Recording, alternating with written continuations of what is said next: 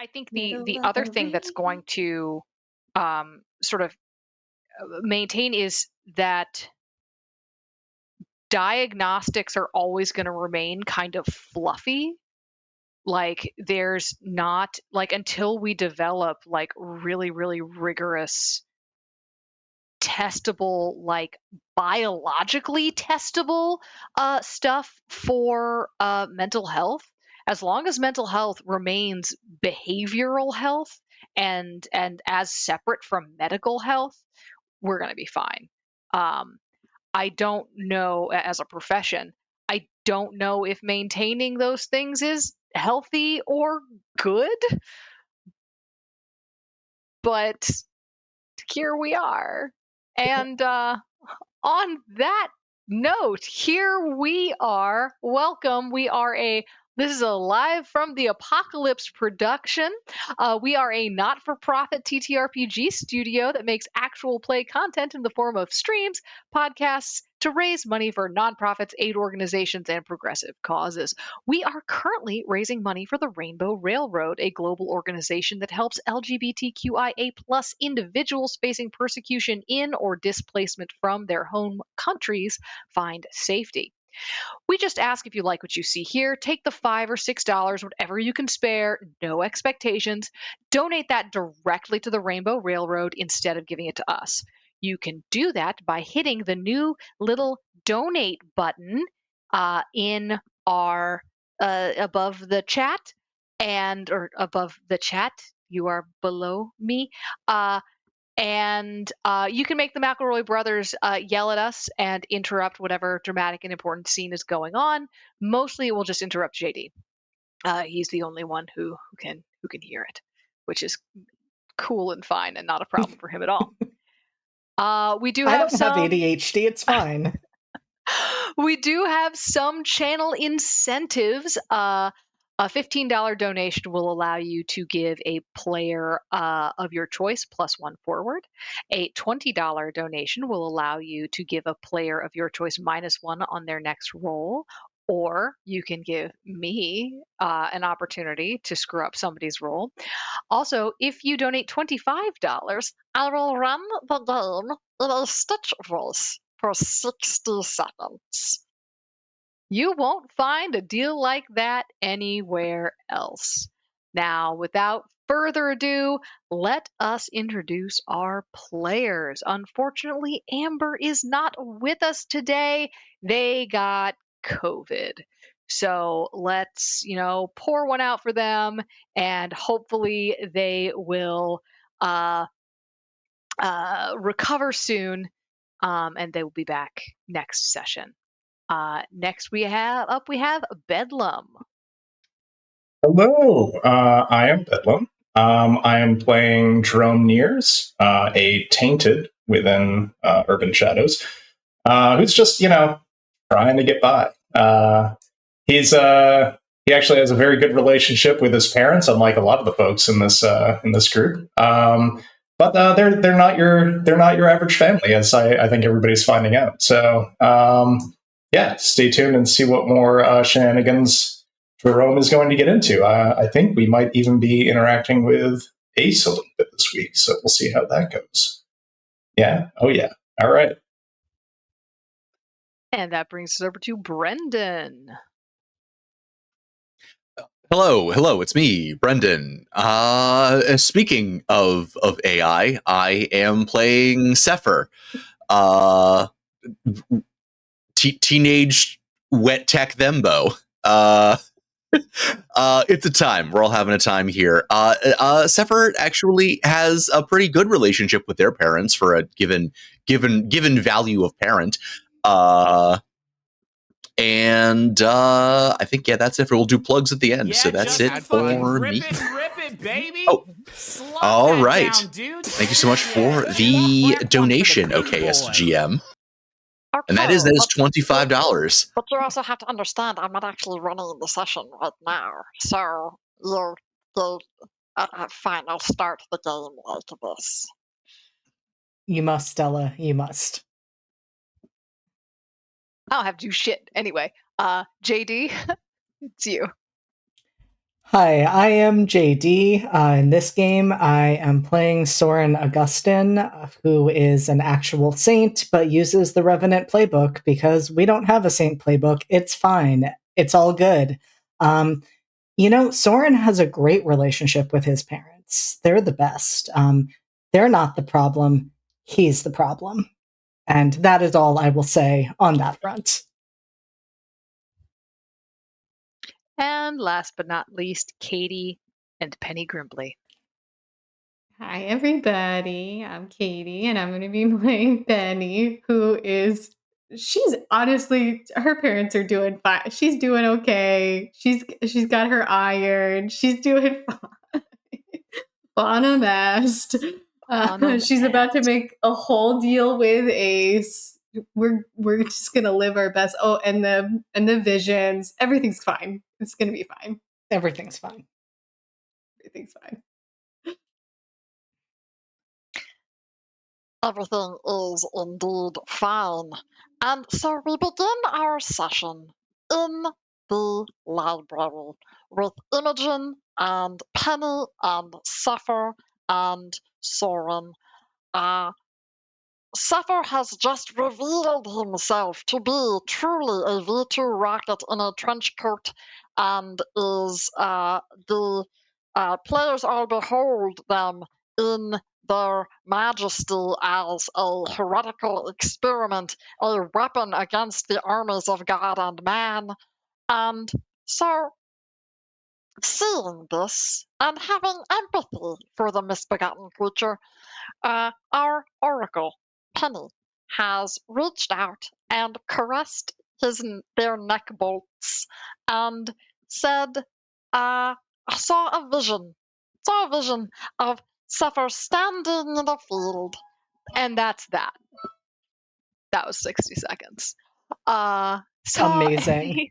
Iconic. Thank you. That was disgusting. I hated it. It doesn't feel great. I will keep doing that though. You keep those donations coming. I will keep doing that.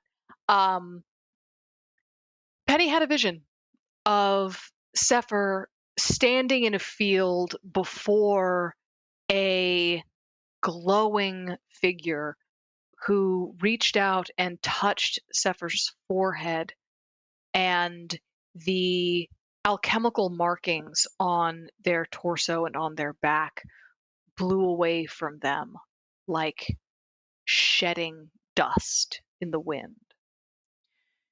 You can now ask up to 3 questions, marking corruption for each. And I believe you don't have like a list or anything. I think you can just ask questions. Yeah, I think I can't just ask questions, and I'm terrified. But I have AMA. I have them. So yeah, free AMA for Della. Yeah. Okay. I think I would like to ask. I want to start by asking, and this might determine whether or not I ask another question. But I want to start by asking, like, what happens to Sefer if these alchemical markings leave his body? So there are one thing that you know is that was not an uncommon way of basically deactivating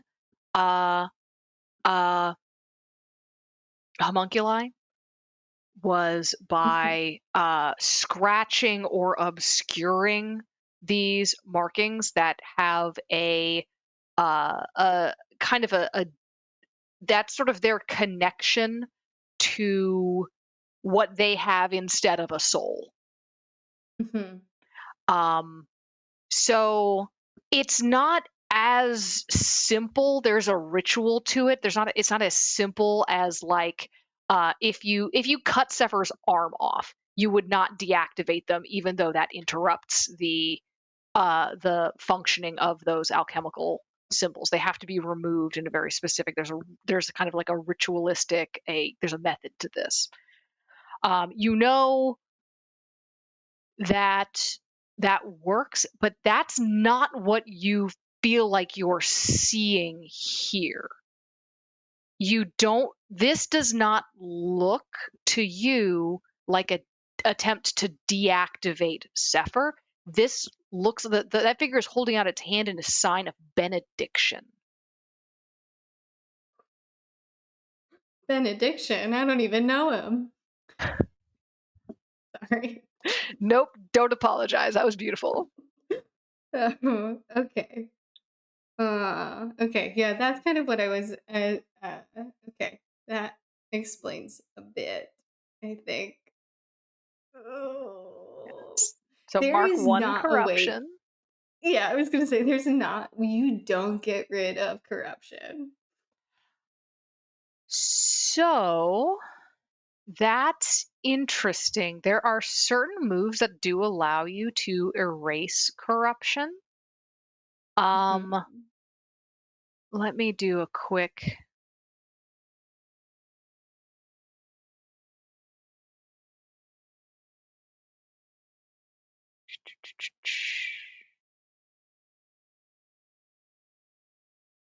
There are certain like playbook moves that can occasionally allow you to erase corruption, but those are like I see. advanced playbook moves, not Gotcha. Gotcha. basic Gotcha. moves. Okay.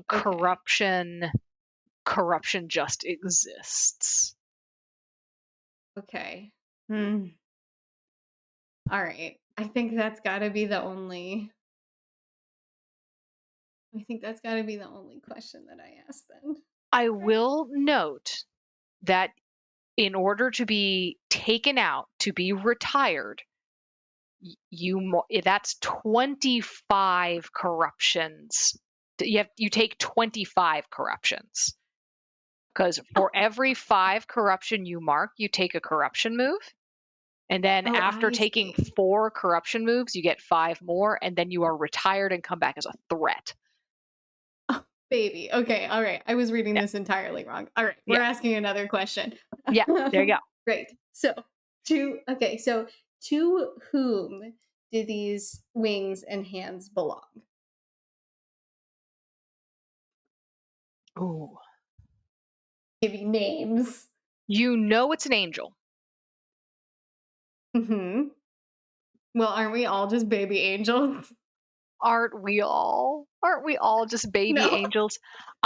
This is something for a clarification. You can ask 3 questions. There is no way for you to know this angel's name in this moment. Gotcha. When you But I will allow you to see there are certain traits that you are seeing in this angelic figure that might allow you to find its name more easily. You are Yeah. seeing there is a human form. You see the suggestion of wings, but when you look a little bit closer at this angel, you are seeing that spinning wheel of eyes looping around that kind of central column of the human body, sort of 2 great wheels that kind of spin. You don't see a lot of flame. Fire, eyes and fire and wings are often seen. You see the eyes, you see the wings, you don't see a lot of flame. Hmm. You see green and you see gold Okay. streaked through the wings and through the Okay. eyes. And in the very center of that kind of column of the body around which the wings and eyes spin, you see a little,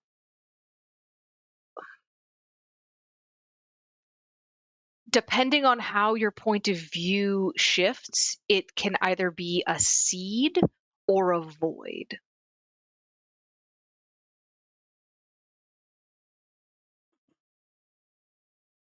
A seed or a void. Okay. Okay. Is it a similar void to okay. Can I clarify without asking another question? Yeah, you Or could should ask I me a just clarifying question about the answer to that question. I will allow it. okay, is when you say is it a similar void to the feeling that I had when I was sucked into that void with Zeke? No, No, it's different very feeling. different than that void. Okay. So not like white hungry void. No, this is it's hard to tell because it kind of again it switches back and forth. It is colder a colder and more it is both colder and more alien, but also distinctly non-malevolent. There was a sense of while the sort of the white chewing void of Zeke that everybody except Soren experiences when they get too close to Zeke is uh uh that feels personal in a way. There's a sense that there is a mind. It is a void. It is alien, but it is a void with a purpose that you can be a part of. I Mhm. guess it's not a great part. You don't want to be a part of that, but like it has a purpose into which human lives fit. This void is removed from that, both not greater or lesser, but just strange in a way that has nothing to do with people. Okay. I see. Hmm. Okay. Very alien. Hmm. Completely. This is you are seeing an angel. And here's the other thing that I'm going to give you. I'm going to give you this for free.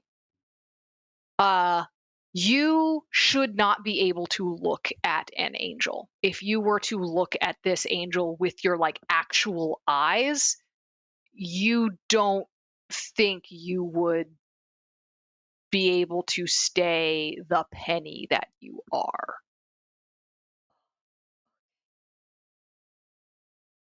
Yeah, giving big Ooh. alien. Okay. Arr. All right. Can I okay, I got one last question. Go for it. Um, how does Sefer seem to like can I read any of the expression or body language of Sefer when this is happening?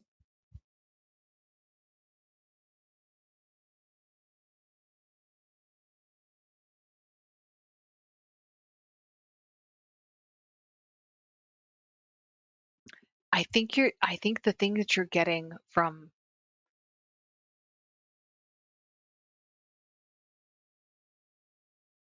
surprise, shock, not necessarily horror, Mhm. more like awe. Is- Okay. Um, but Doesn't look there's like uncomfortable. doesn't look comfortable, but Doesn't look doesn't look comfortable. in pain, right? Okay. You can't what you cannot tell is if did Sefer ask for this thing to happen? You don't know. Is this something that Sefer wants? You don't know. You get the impression that the angel thinks it's something Sefer wants. The angel Mhm. clearly the angel clearly is in a posture of blessing. You do not know if that's a blessing that was specifically invited. That you cannot tell. Okay. All right. Got it. Got it. Got it. Got it. Yeah, that's a good point. Truly horrifying. Yeah, also a good point from Bedlam. Sever has never looked comfortable in their life. Never. No, that makes a ton of sense. Okay. Very good. I think that's everything that I have questions about. okay. So you drop out of your vision back into the room where we sort of left off. Imogen is kind of looking at Sefer with a kind of like a slightly calculating look, a very sort of intellectual look, looking unfortunately in that moment a lot like their mother, which they probably would not appreciate. But Penny, you were able to kind of accept Sefer in this moment. Soren, not so much. And Soren, what you see is Penny. You see all of this in like an instant. This happens for subjective like minutes, but in sort of communal time, it's more like 15 seconds. So a long enough pause to be like, hey, but not a like, oh my God, are you like super okay? Like long enough to be like, you zoned out on me. Mhm.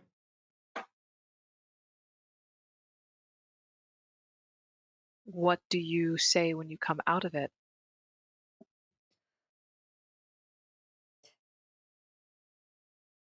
Uh, I I think Penny just like makes eye contact as best as she can with Sefer. Um and uh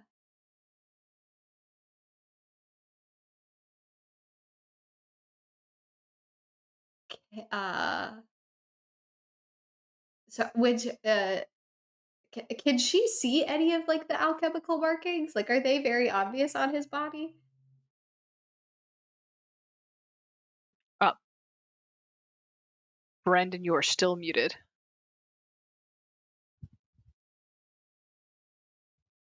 Yeah, you are. Mhm. I Mhm. think you yeah, I think you must be muted somewhere on your computer as Mhm. well, because it's or in your headphones or your microphone, because we ain't getting nothing.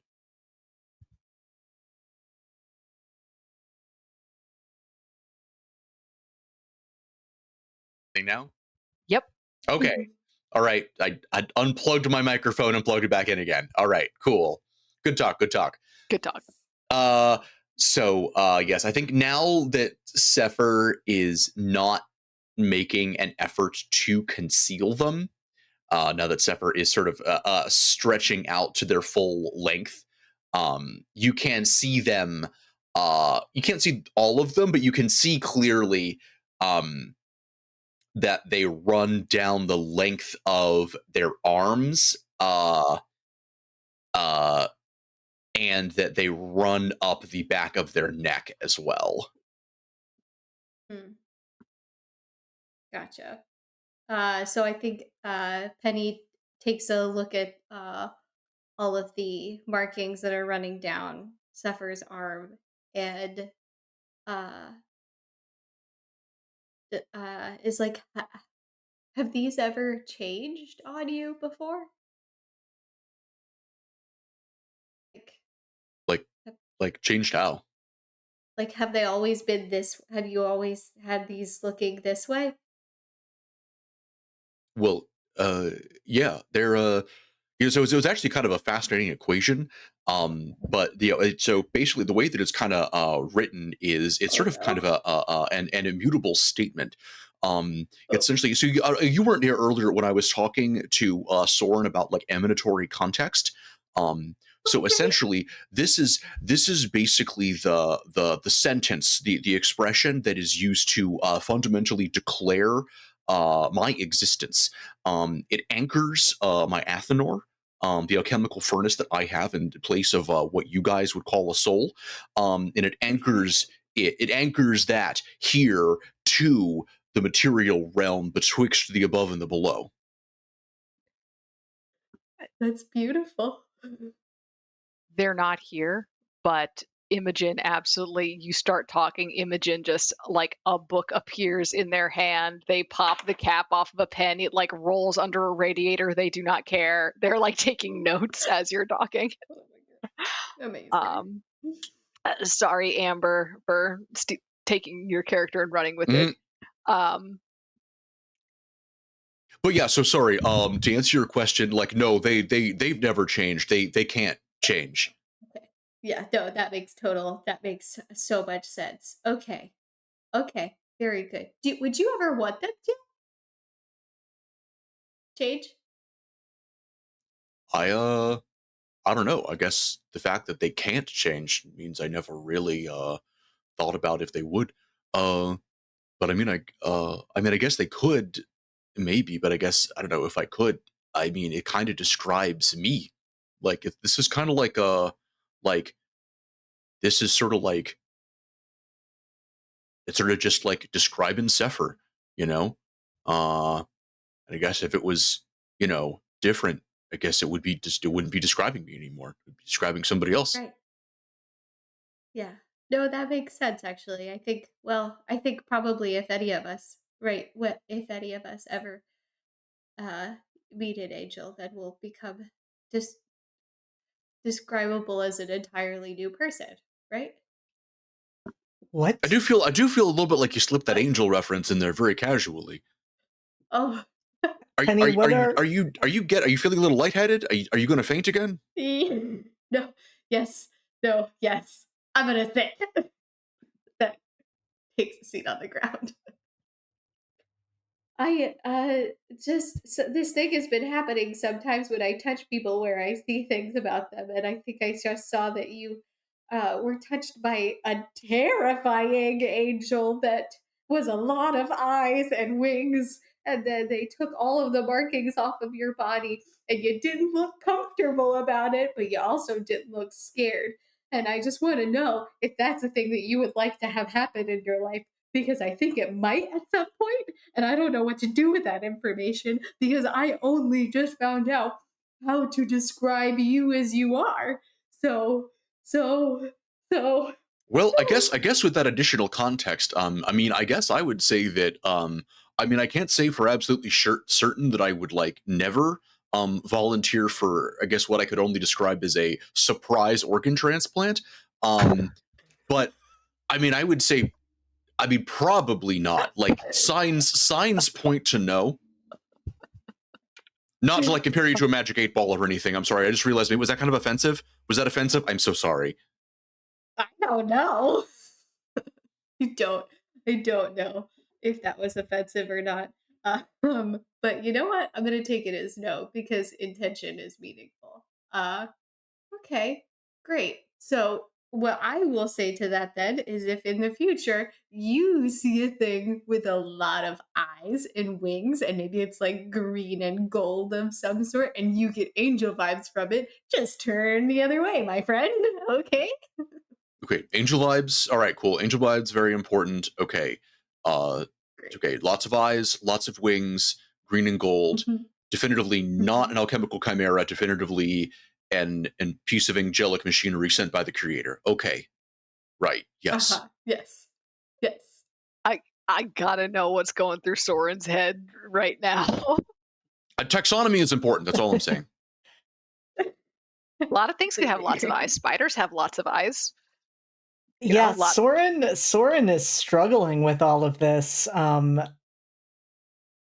He's actually, though, well, the mention of an angel certainly caught his attention because of Aoife and her experience.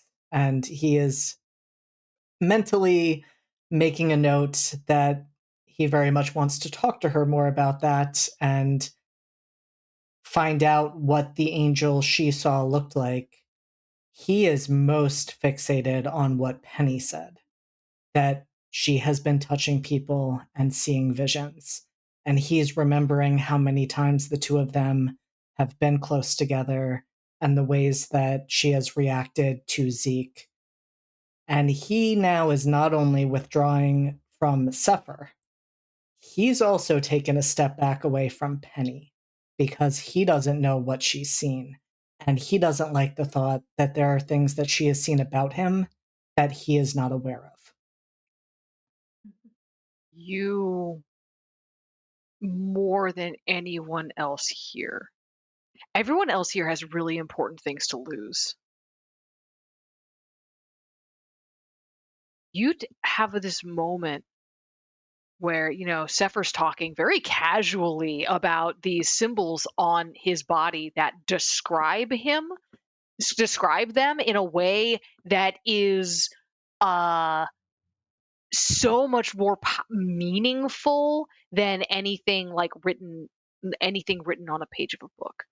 Like, you could describe them by saying, tall, tall, long, strong, broad. All of these words would be accurate, but this is saying these markings, you realize, say Sefer is. And that statement is so profoundly meaningful. And you have this moment looking at those markings, realizing, oh my God, what has she seen of my life? And you have a moment of kind of existential horror when you realize that the only descriptions of you are just as manufactured, if not more so, than Sefer themselves is. Are you a personality? Or are you a position? Are you a product?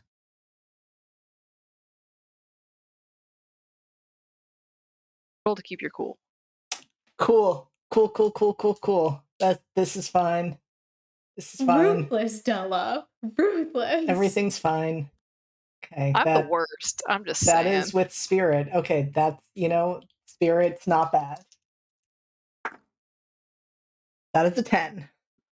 Dope. So, yeah, all's well. All's well. Yeah, you keep your cool, but you don't want to be in this room anymore. Oh, and I think as well, Soren asked Zeke to stay back at the house. There's definitely a moment where he goes to sort of instinctively call Zeke up to his arms and then realizes that Zeke isn't there. No, Zeke's there. Zeke's there. Okay. Yeah, Zeke's there. Of course Zeke's there. Zeke is always with you. I feel like that adds to the existential horror in that moment where Soren goes to call Zeke to him. Zeke jumps up and Soren remembers asking Zeke to stay at the house and cannot reconcile these two things. And I think he doesn't so much run out of the room because he hasn't lost his cool, but he does very purposefully walk out, not looking at anyone. You kept your cool. So I am going to force, if anybody else would like to see the fox, you will have to roll.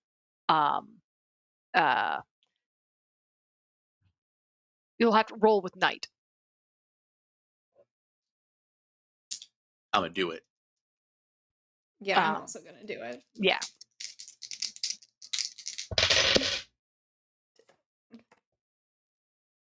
That is an 11. Ooh. Okay. What'd you get? I got a 7. Okay. Penny, you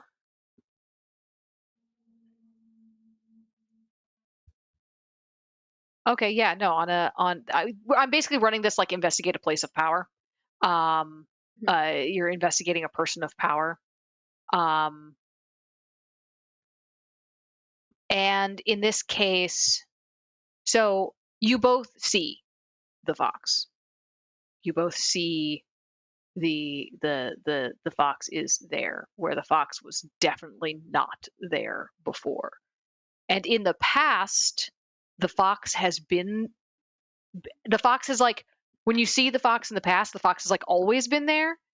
And it's like, maybe you just weren't seeing the fox. Like maybe you just kind of ignored the fox, but that fox was definitely not there. And he just definitely picked up this fox and walked away. Brendan, you can ask me one question about the schemes and politics of the faction in question. What, of night? Or of night, or of I mean, really, you could use this moment to say, what are the vampires doing? But I don't know that narratively makes sense. Mm-hmm. I guess, okay. Sefer has clocked that this fox ain't right. That boy ain't right. So, what do I feel like this fox is after? As I proceed, also I presume that if the fox is like peeking over Soren's shoulder, Sefer will once again, just like they did on the sidewalk, do the little. It does not acknowledge you. It acknowledges no one in the room. It just, Soren wanted it to be there, and it was there. Okay, well, I guess what does the fox want?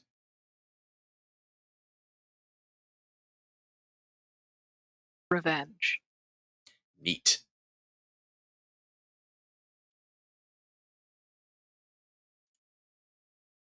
Solid motive. Solid motive. Cool motive. Still murder. Still murder. So yeah, that's what you get. Imogen, who has been scrawling in their book, sort of like looks up. Where's he going? Well, that's fine. We've kind of got a phone tree now, to help with the archive. They like look down at their pager and kind of go, and say, I've got to go. My parents want me back home. I'll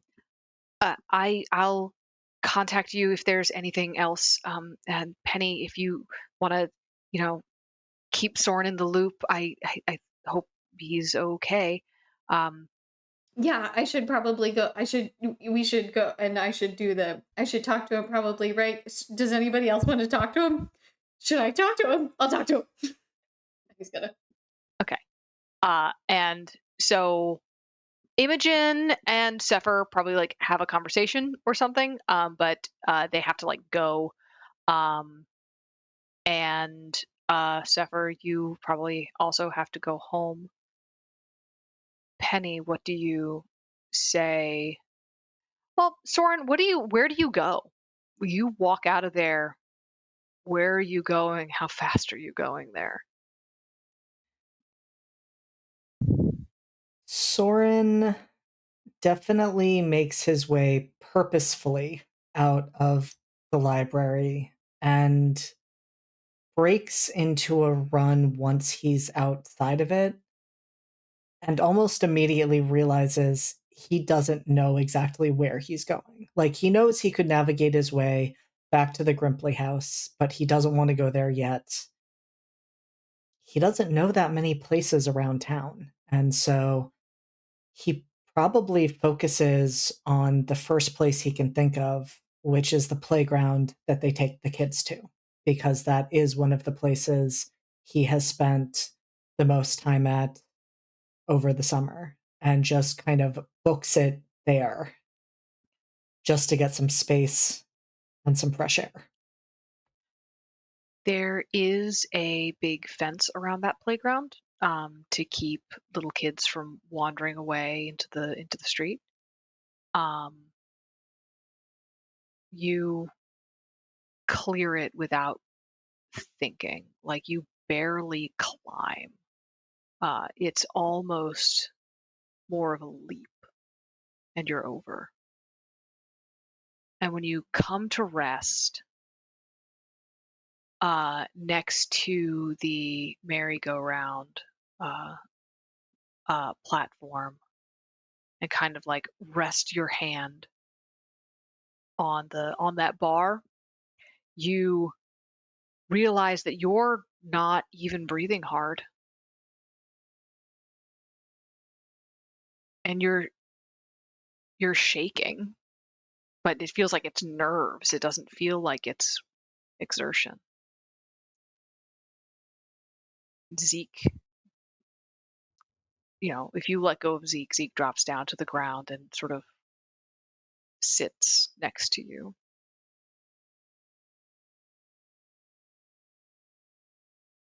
Soren lowers himself to sit on the merry-go-round and just stares down at his hands. And after a few moments, not looking at Zeke, just asks, Zeke, what's happening to me?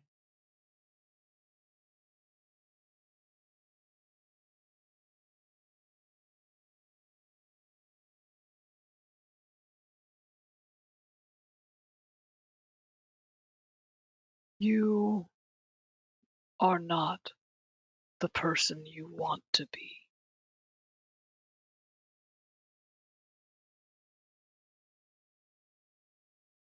You are someone more important.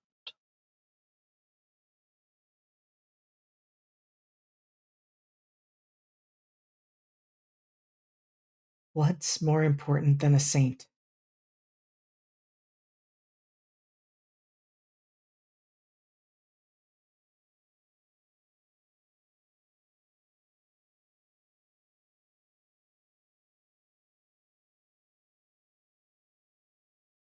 I have no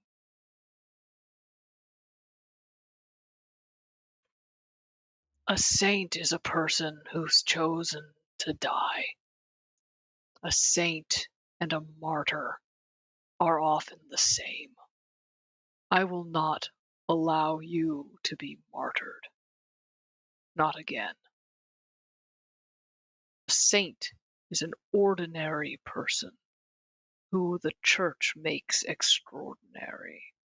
You are an extraordinary person who I have chosen.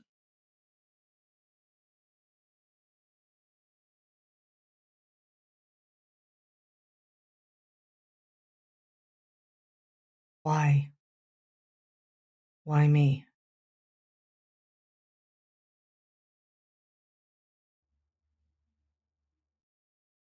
There are people in this world who do not deserve the gifts that they have been given, who fling those gifts from them as if they are refuse.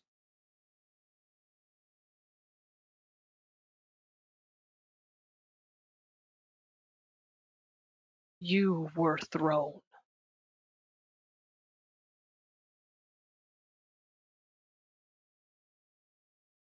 I do not tolerate this. I do not believe this has a place in an ordered existence.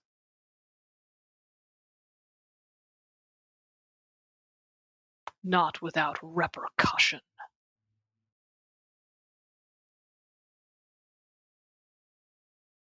But I wasn't thrown away, Zeke. I've been given so many incredible opportunities. I've been given so many chances to do To good do things, what? and it's on me, Zeke. I've wasted those opportunities.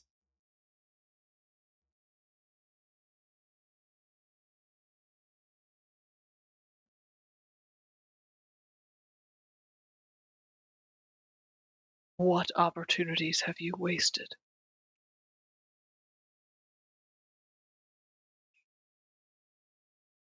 My parents gave me everything I could have asked for. They knew I was special, and they saw that same extraordinariness that you're describing, and they made sure I could share that with the world. I mean, what could be more wonderful than that?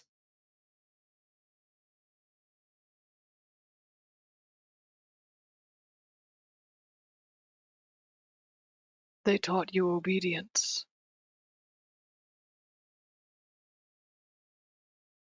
Honor thy mother and father, right?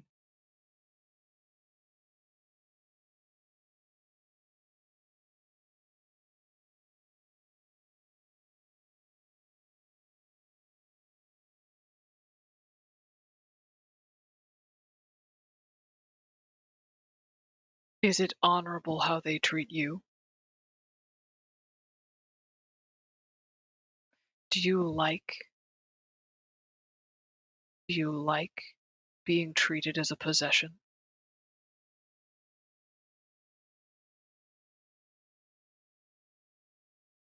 They they just want to keep me safe.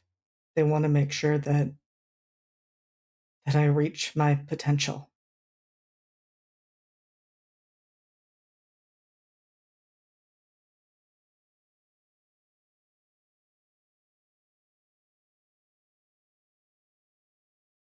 Is that why your father withdraws from you?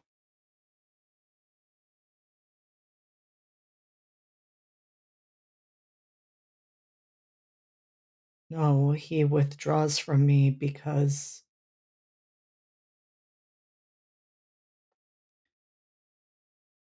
I destroyed the family. Because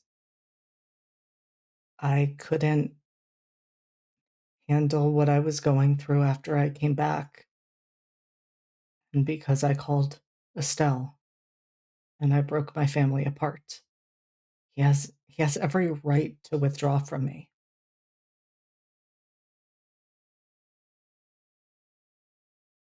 I hurt him.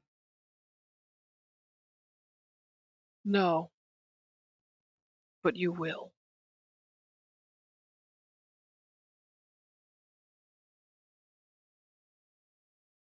I don't want to hurt my parents, Zeke. Why would I want to hurt them? We're going to flash back for a second, and I'm going to give you the reins here. I'm going to give you the reins here. This might be a good moment to note a content warning, because shit's about to get darker.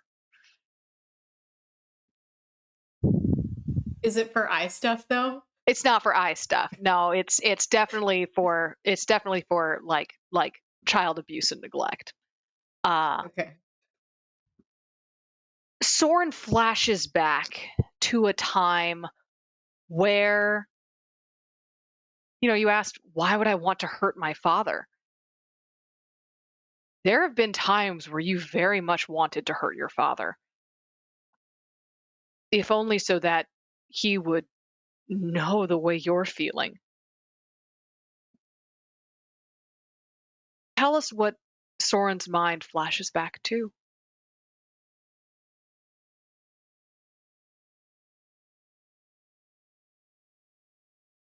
We can make this kind of like a like slightly veiled.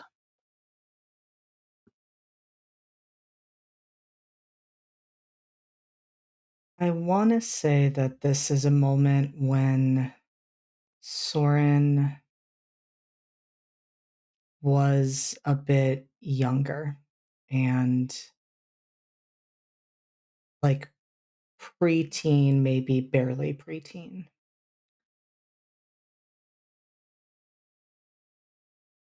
And it was one of the first times that he questioned his father in any way. He was always good at, as Zeke said, being very obedient. But this was when his parents, and really his father, decided that it was not appropriate for Soren to continue to go to confession. And that was a place where, well, he didn't know why, Soren felt a lot of support and comfort that he didn't realize he was missing from his life.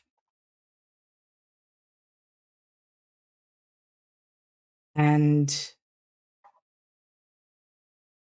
Soren pushed back when he was told, "You're not allowed to go to confession anymore," and wanted to know why, wanted to know what. I think for the first time ever, he asked his father, "What are you afraid of if I go?" And in many more words, with a lot more cruelty, his father said, "I am afraid that the church will see exactly how sinful and disgusting you are."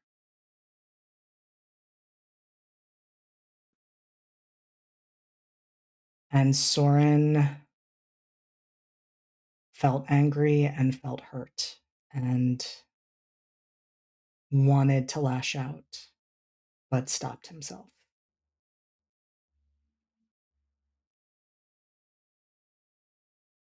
So that flashes through your mind. Then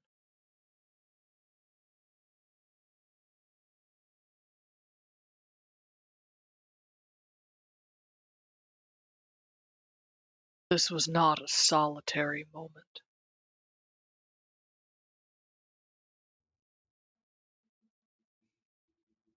You are not sinful.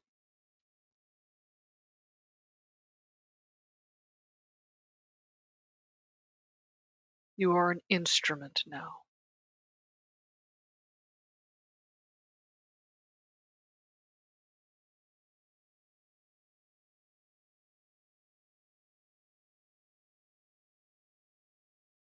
What's the difference between an instrument and a possession?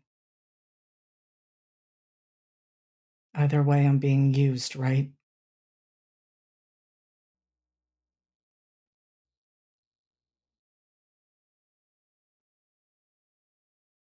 You have a chance. You died. That is true. You were resurrected. That is true. You have been resurrected for a purpose. There are people who do not deserve life.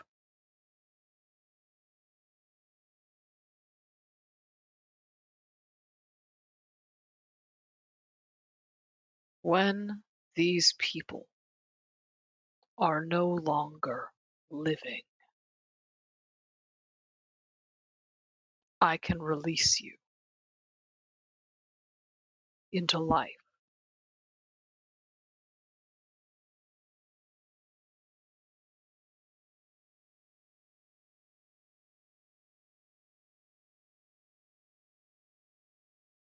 You say I'm not sinful, Zeke, but now you're telling me that the what kill?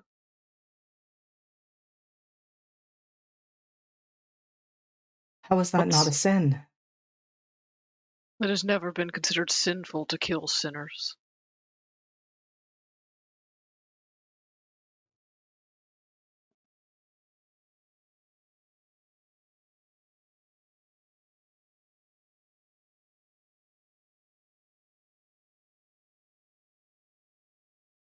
How will I know that they're sinners? I will tell you.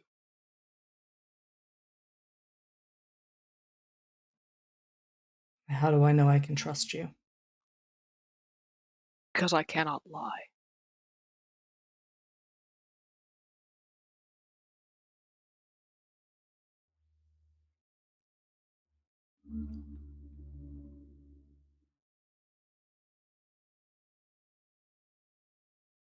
If I do this, if I kill these people, will it make the world safer for others? Yes.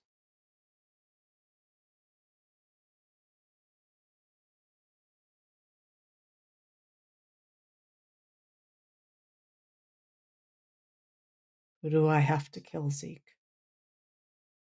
The people responsible for your death. That's the werewolves. Is it?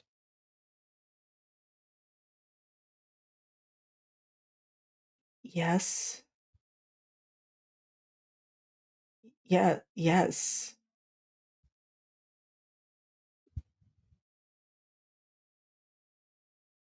Isn't it?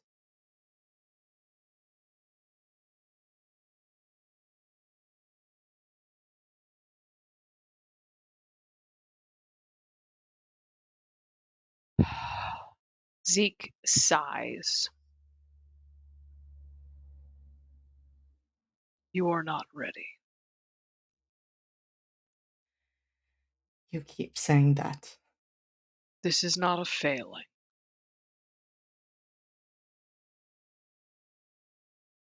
The oak is not a failure because it is a sapling.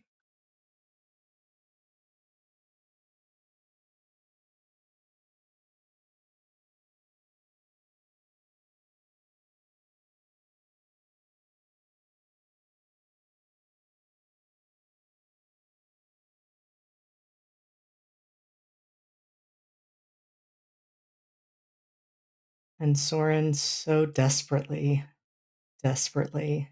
wants to ask the question that he is afraid of asking.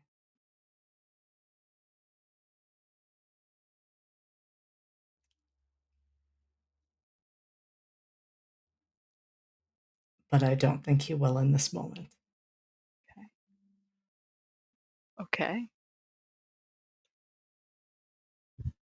Zeke jumps up into your arm, sort of puts his head on your shoulder.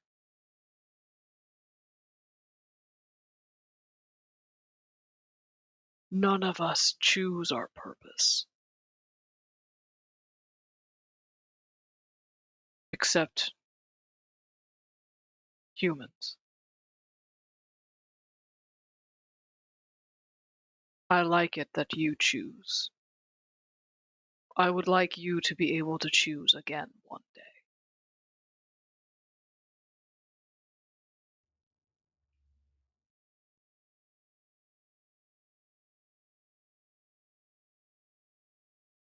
And Soren's walls do come down just a bit because he's quiet for a moment and then he admits, "You say that, Zeke, like I've ever had a choice before."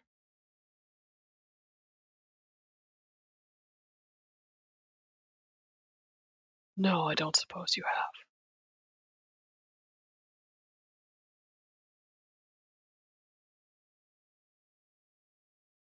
I would like to be able to choose one day.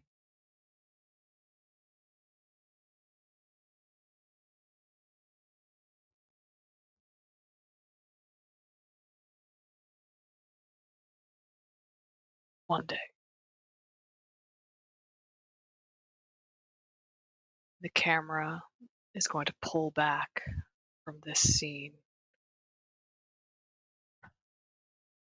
and come back in time to earlier that morning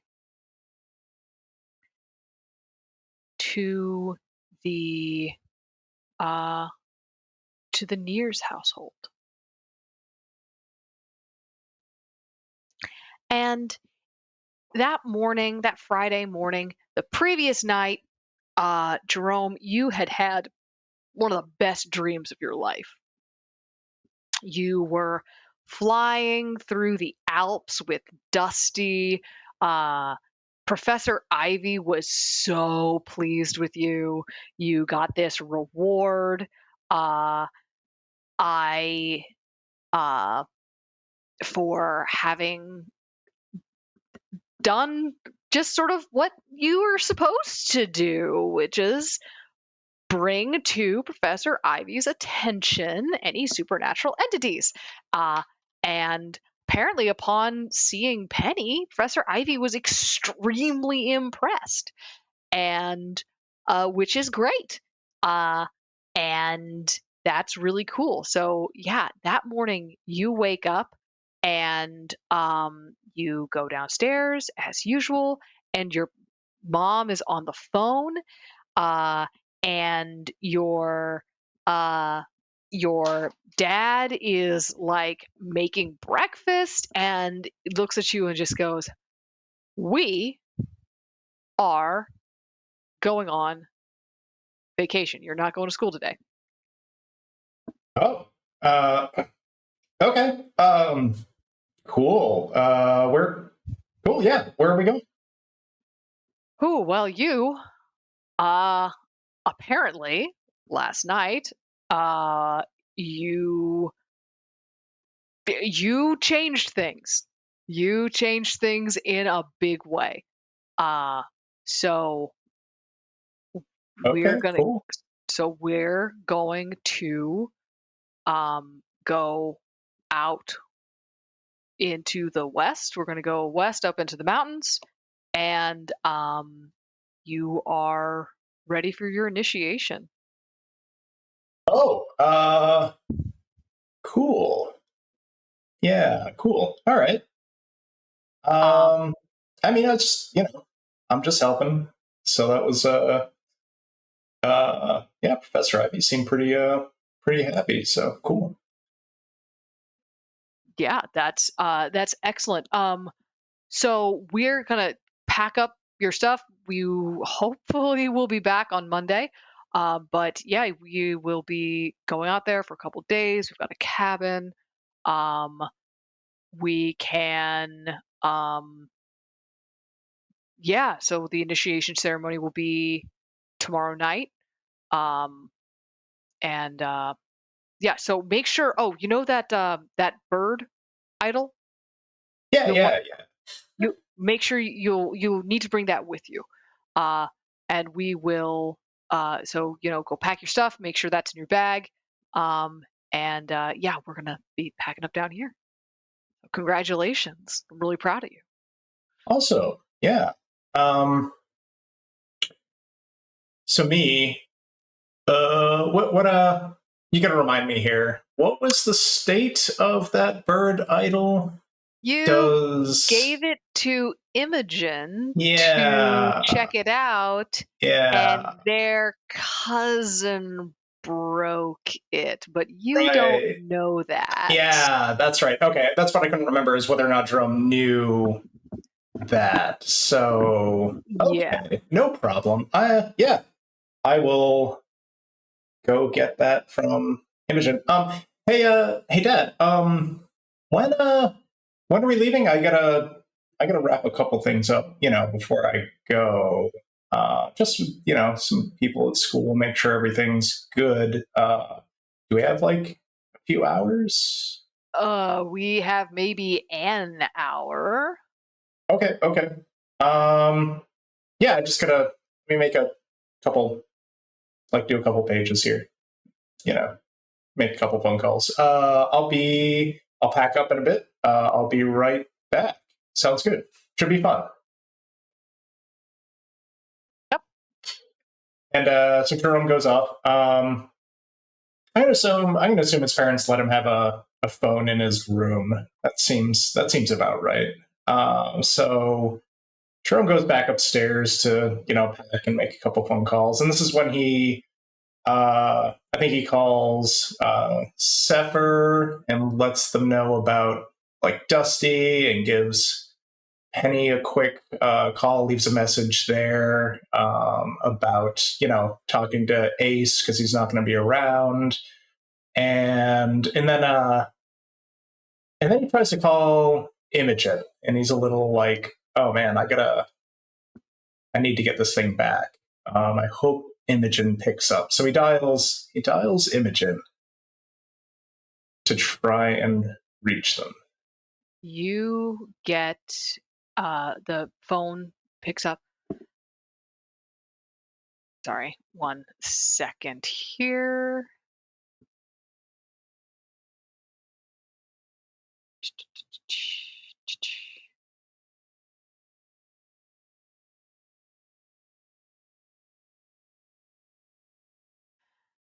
I don't have yeah, Imogen so marked down as far as debt on my side, so I assume there was something that maybe went the other way. I forget exactly how this panned out yes, previously. she So yeah, owes you a debt. okay. I think she owes you 2 debts, actually. Oh, then I definitely should have had that noted down. Yeah, Okay. let me look at their sheet, but I'm pretty sure they owe you 2 debts. That might have gone the other way. At the very beginning, Jerome he owed a lot of people, but did not have many people that owed him yet. So Da, da, da, they, dee, dee, dee, dee, dee. No, they owe you 3 debts. I really should have had that noted. Yeah, Okay. you should have had that noted. Yeah, they scammed you out of something rare and priceless that you cannot recover. They owe you 3 debts. Yeah, that's big. But That's big. maybe I hadn't written it down yet because Jerome didn't know yet. So anyway, Oh, okay. right. Yeah, All that's right. possible. We had a couple debts where it was like there were a couple debts sort of floating out there. Um,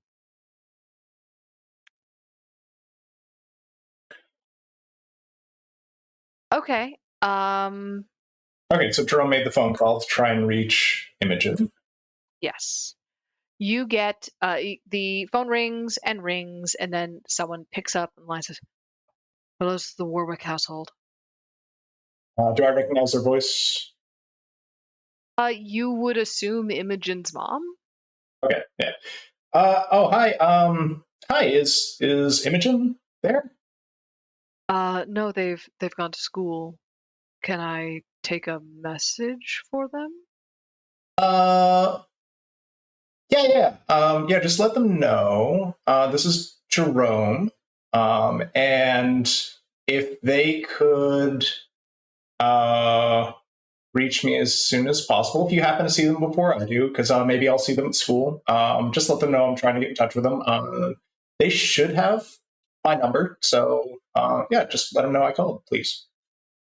Will do. All right, Uh, thank you. have a good day. You too. Click. And he hangs up, panicking slightly. Okay. Uh,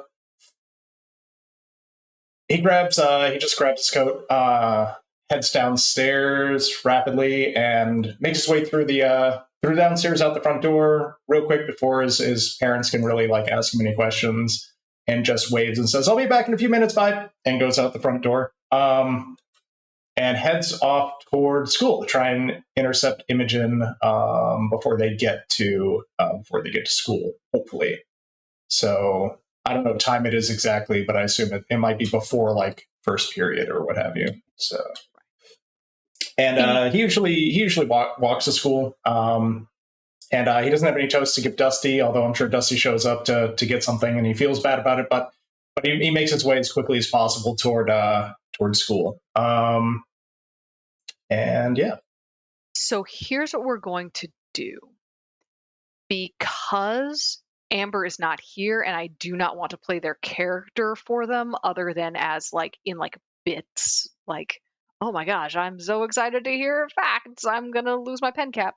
I don't want there's no way to role play this absolutely, conversation. yeah. So what we're gonna do is we will role play this next session. We can act out the role play. But I am going to declare that they cop to it. Okay. The bird has been destroyed. And through some role play and some dice rolls, maybe that comes out in like a different way, shape, or form. But you leave the school knowing that this priceless thing has been destroyed and that they are deeply in your debt because you need that. Yep. You need Yep. that. Yeah, that was I mean, I don't have a full understanding of all of its meaning, which is why I went to Imogen in the first place. But I know it's going to be a big deal, especially with how Lou was just sort of saying, yeah, definitely want to bring that with you. So, okay. Lou being my dad, just to cover that. Okay. So, Yeah. all right. All right. I had back home. Fuck. Okay. Head back home, and go in and head into the house. And Jerome has no reason to lie to his parents. They've actually they've had his back. They're understanding. Like, he knows he messed up, but it was he doesn't know how much he's messed up. So, but he doesn't want to go to the mountains and then just be suddenly let them know there that, like, oh, this thing's gone. Like, it's better to let them know now. So, he walks in. Still carrying his jacket. He basically ran all the way back, and he's kind of out of breath. Like, oh, hey, hey, Dad. So, how important is it that we definitely bring the little statue, the statuette? Exactly. Okay, so I mean, full transparency, I was curious about it, and I asked a friend of mine who knows a lot about this stuff. Well, not really a friend so much as an acquaintance, but like, they work at the archives and they know a lot about just stuff, right? And they're, no, don't worry, like we can trust them. It's fine. But I just went to get it back from them, and they may have broken it.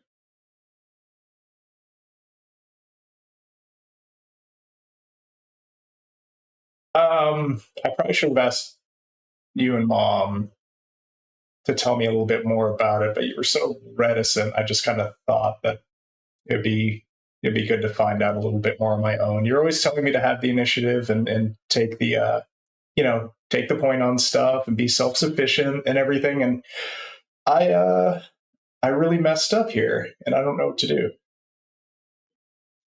So, like, how important is it?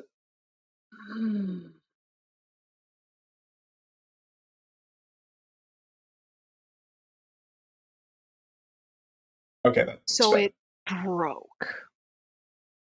Yeah. And because it was short notice, I wasn't able to even get the pieces back yet. I will, but they don't have it on them at school right now.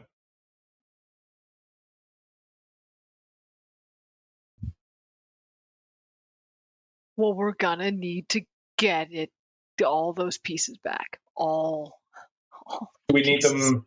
Do we need them now, or like before we go, or is this going to keep us from going? I don't.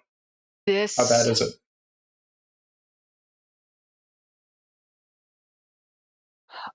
Your mom and dad look at one another. Mom sighs. Come with me. We'll see what we can do to fix this. You,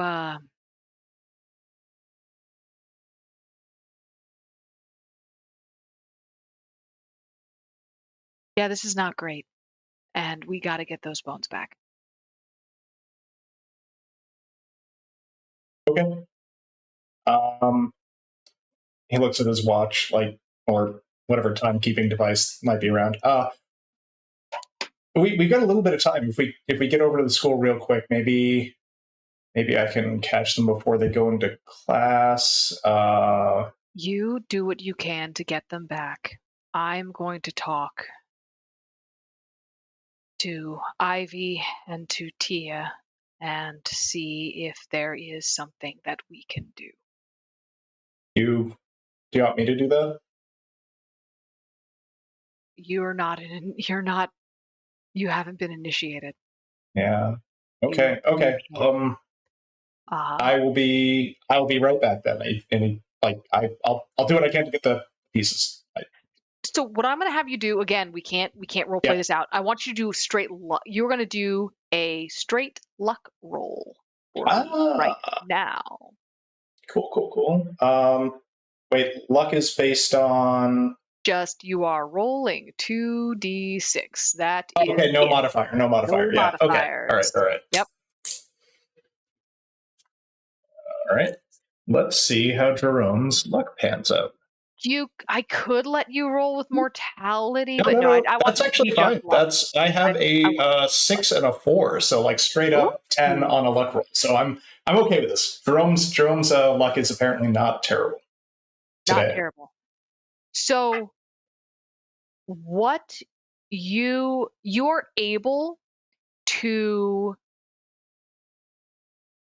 get to Imogen, and you are able to get you got a 10? I did, yeah. Okay. You are able to get almost all of those bones back. Almost.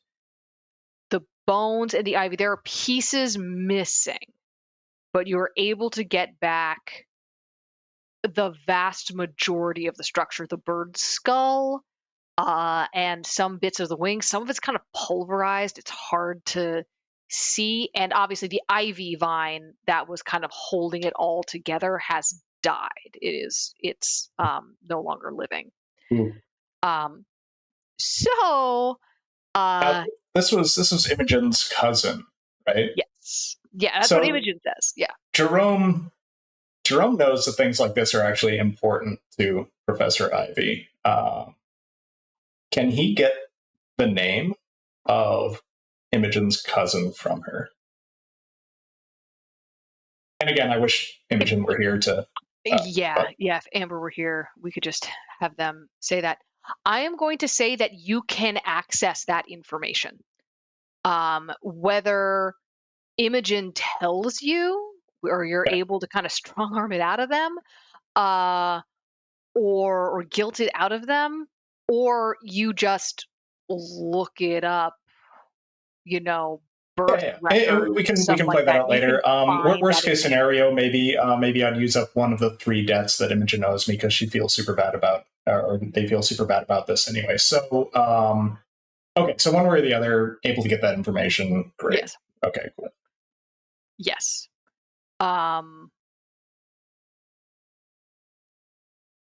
I rush back home after acquiring everything that I could.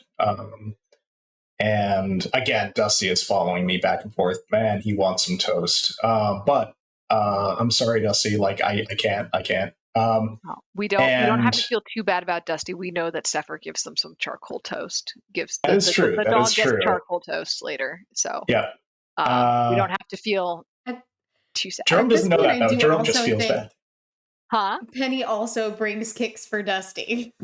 We're all feeding Dusty. Just everyone feeds Dusty. Everyone feeds Dusty. Dusty's actually more well fed and has more iron, than Penny does, as it turns out. But that's actually why Zeke wanted to get into Kibo's food, is because Zeke wanted to get food for Dusty. 100%. Even Zeke wants to make sure that Dusty gets fed. So I make it home with it. I've got the pieces in like a cloth wrap or something, and it's like I get back home again, still nearly breathless, and go to my. So I don't know. Can I find my mom at this point, Kathy? Your mom is in your parents' bedroom. She has this vanity, this sort of old school vanity that has like a big mirror. It's sort of this nice light wood. And she has in front of this mirror, there is a bowl of water that she you've seen her do something like this before, but she's always kind of sent you out of the room. And that she has taken like an ink dropper and dropped some ink into it, some black ink into it, and she's taken her hand and sort of stuck her finger with a basically what the same kind of thing you use to like check your blood sugar. There's a word. Lancet. A A lancet. glucometer? Oh, lancet. Okay. Yeah. She's stabbed her finger with a little lancet and is basically dripping blood into the bowl, sort of drop by drop, just until the bowl is at like maximum surface tension, that the water is like above the rim of the bowl, this mix of black ink and water and blood. And she breathes over the surface, sending little ripples through, and she speaks a name. Would I have been there to hear that, or is this happening before I get there? This is happening as you get there. She sort of finishes, squeezes the last drop of blood, holds her hand out to your father, who puts the bandage on her hand. And she says a name. And that the name does something weird in your head, where it like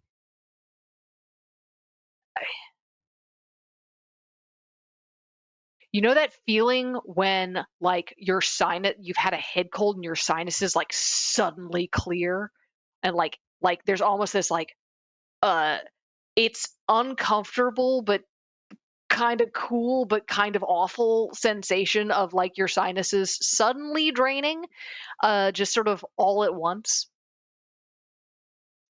You get a feeling kind of like that, except it might be like in your soul, not in your head. And not in the bowl in front of her, but in the reflection in that mirror. In the reflection of the bowl in the mirror, you see Professor Ivy's face. Am I able to actually hear the name and understand it and remember it at all? Roll with spirit. I have 0 spirit. That is 6 total. No. So you know this is Professor Ivy's name. You have never needed Professor Ivy's name to call them.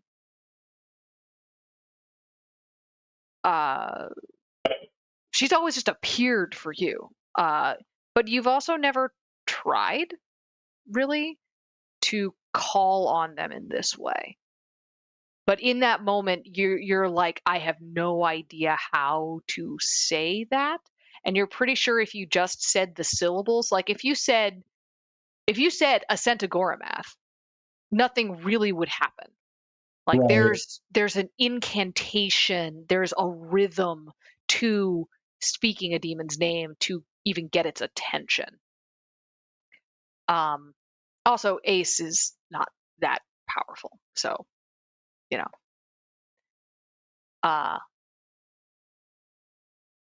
So Professor Ivy's face appears, and your mother says, "Great One, I apologize for the carelessness of my child. The bird was broken."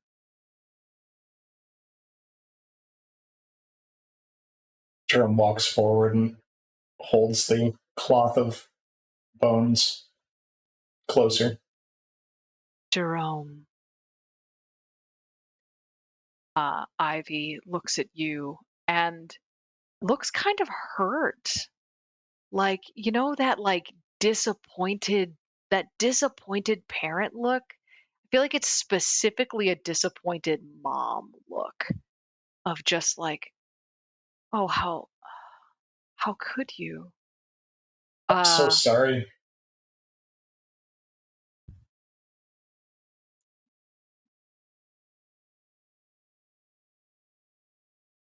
do you know, this is, I think, a problem of secret societies. We tell you to keep something secret, to keep it safe, but your curiosity will always inspire you to disobey.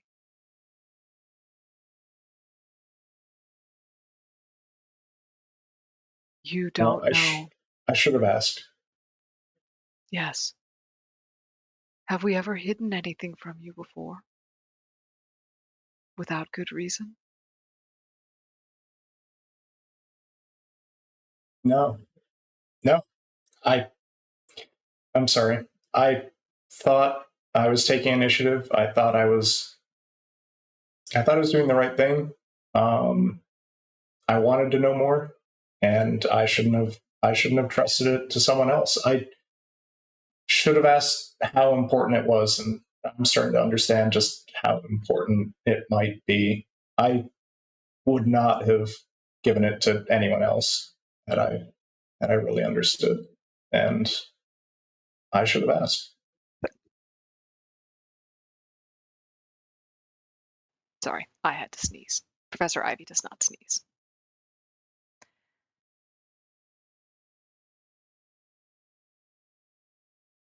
Who did you who did you give it to? An archivist, though I think they could be trusted. Um, they are. Their father was recently excommunicated for heresy from the church, and they seem to be more interested in information than necessarily on the side of the church itself. I thought I could trust them.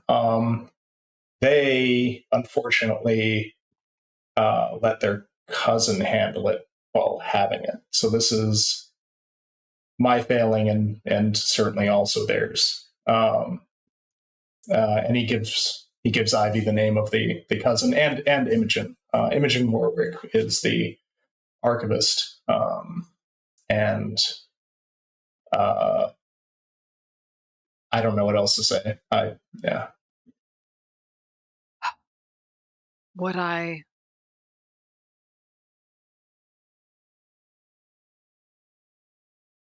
will not lie to you, Jerome. This is profoundly disappointing.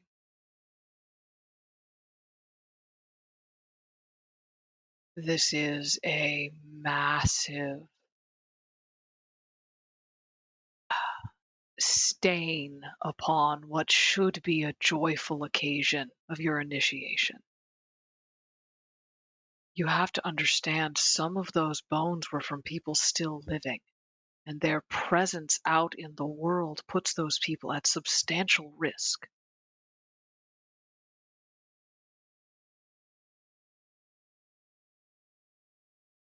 Yeah. I will do everything I can to recover the remaining bones. Imogen knows me at this point. Um, I'll do everything I can. We'll get them back.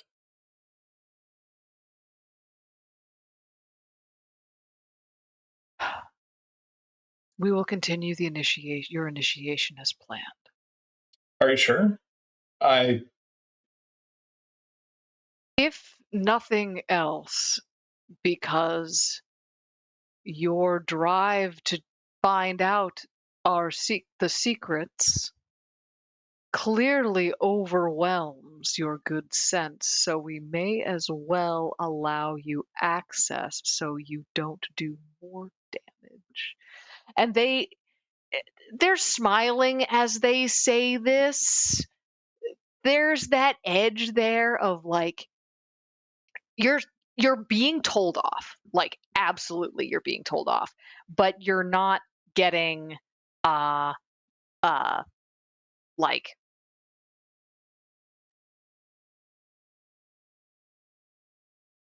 you're not being punished right now for this because the expectation is that you are going to make this right. One thing you also know about Professor Ivy is that they don't threaten. They've never threatened, to the best of your knowledge, anyone ever. They don't deal in threats. It's actually part of why you kind of like this whole, you know, uh, uh why being a, you know, demon servitor is appealing, right? Is that Well, they yeah, don't need no, to it's threaten, actually super healthy, and I don't understand why the church can't be more like them. It's the right? church is such an oppressive and awful and threatening place, and they are so understanding and willing to do things for me, and vice versa. I don't understand why more people aren't doing this, and I'm just doing what I can to help people see that. So Absolutely. Uh, so yeah, there's no need to threaten because you're just going to solve the problem. And it's not, you know, if you can't solve the problem, then sure, there might be consequences for that. But like, you know, Professor Ivy is a reasonable entity, always has been extremely reasonable. always been extremely reasonable. No, JD, they're not. I Shane, guess it kind of depends on what you mean by ethically sourced. I have follow-ups, but we'll wait on that until break. We'll wait on that. So that kind of Professor Ivy sort of nods to you, nods to your mother, and um, like fades out for a second, and your mother slumps back in her chair. Your father comes over and like is like literally fanning her with like one of those like snap fans, like a hand fan, This and is like Throne's first time seeing this, so he's like, hands her like a little cup of whiskey, uh Is, and is there anything? Is there anything I can get her? Mom, can I get you anything? yeah, could you grab me a granola bar out of the kitchen? Yeah, yeah, It yeah. Jerome maintains the runs downstairs before she even finishes yeah, the. He's like out the door and going downstairs at the speed of a 14-year-old. So oh like, yeah, yeah. yeah, you're back, you got a granola bar. um you know, you hear briefly there your parents have a brief conversation where your father says, "It feels like it's taking more out of you now." And she says, "No, I didn't sleep well last night." Uh and Raph, go straight to jail. Raph, I'm gonna need you to go straight to jail. Straight straight to jail. Uh anyway, so you bring your mom a granola bar. You see when you look the that bowl of water and ink and blood is now like it basically appears to have like fully evaporated. There's like a little smear of like blackish powder at the bottom of the bowl, like this little smear. Uh and uh but yeah, your mom's like, "Give me a minute to recuperate. Lou, you're good to drive, right?" Right. And your father nods. Uh, and um, she just sort of sips her whiskey, And your mom doesn't usually drink all that much. And she kind of like revives a little bit, gets some of her energy back after, sort of recovering from this ritual. And then you guys kind of pack up into the car. The morning kind of continues just as if you were planning a camping trip. Your parents, they take the bones, the bones and the dried ivy from you, and they put it into like a special little box. And yeah, you guys get in the car. And here's where we're going to take our first break. First break, our only break. I don't know why I keep saying first break. I did that last time too. Yeah, so Jerome headed off on his casual bone-based camping trip.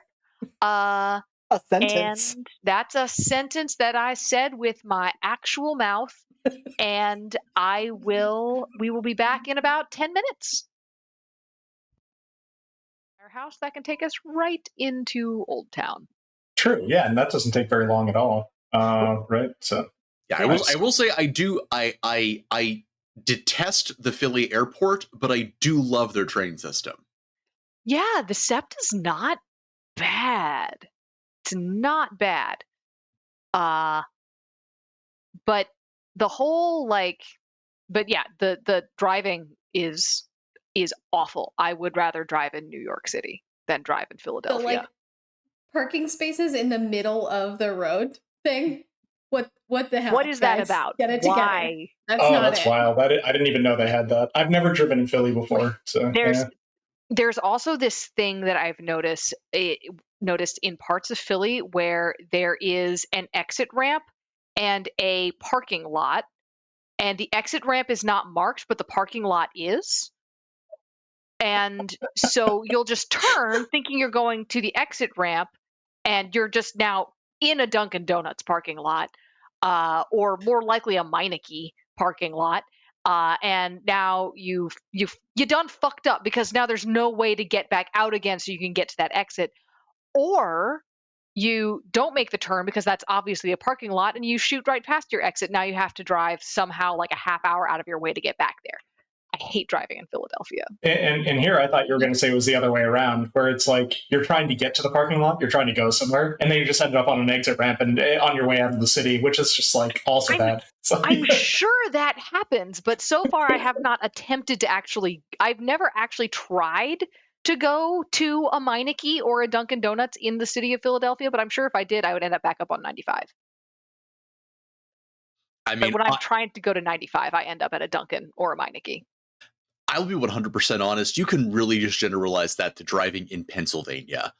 That's fair. Because Pittsburgh, also uniquely bad. Harrisburg, also uniquely bad. Pennsylvania, so the largest number of abandoned roads in the country because they're an unfinished road projects because the Department of Highways is infamously corrupt and cannot get its shit together and takes 30 years to finish like 5-year projects, and stuff gets constantly rerouted because the connectors that are supposed to be finished don't. And so the only way to get from point A to point B is through like weird, crazy back roads.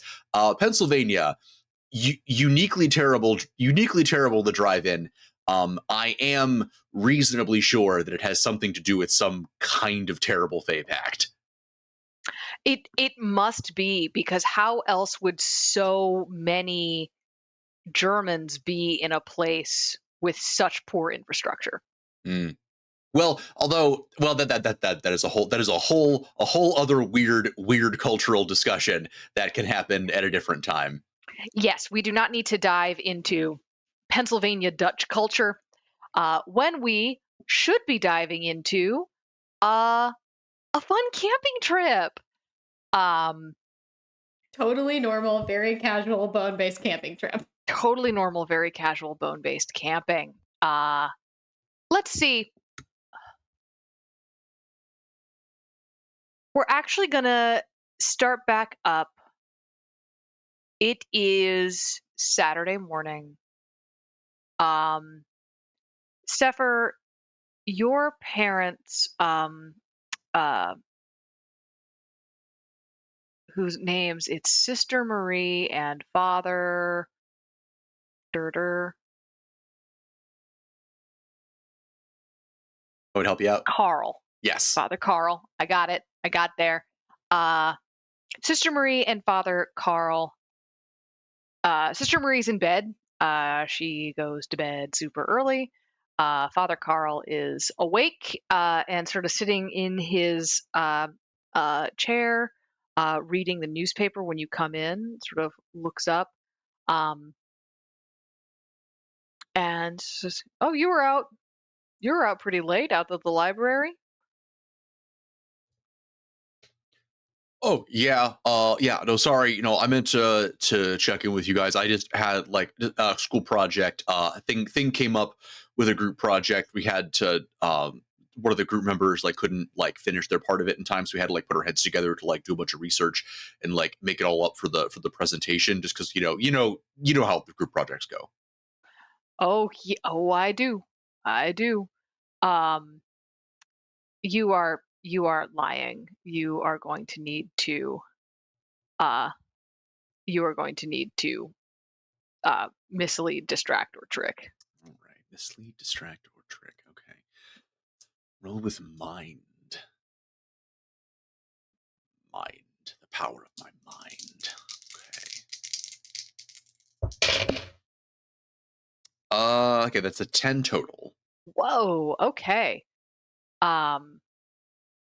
All right.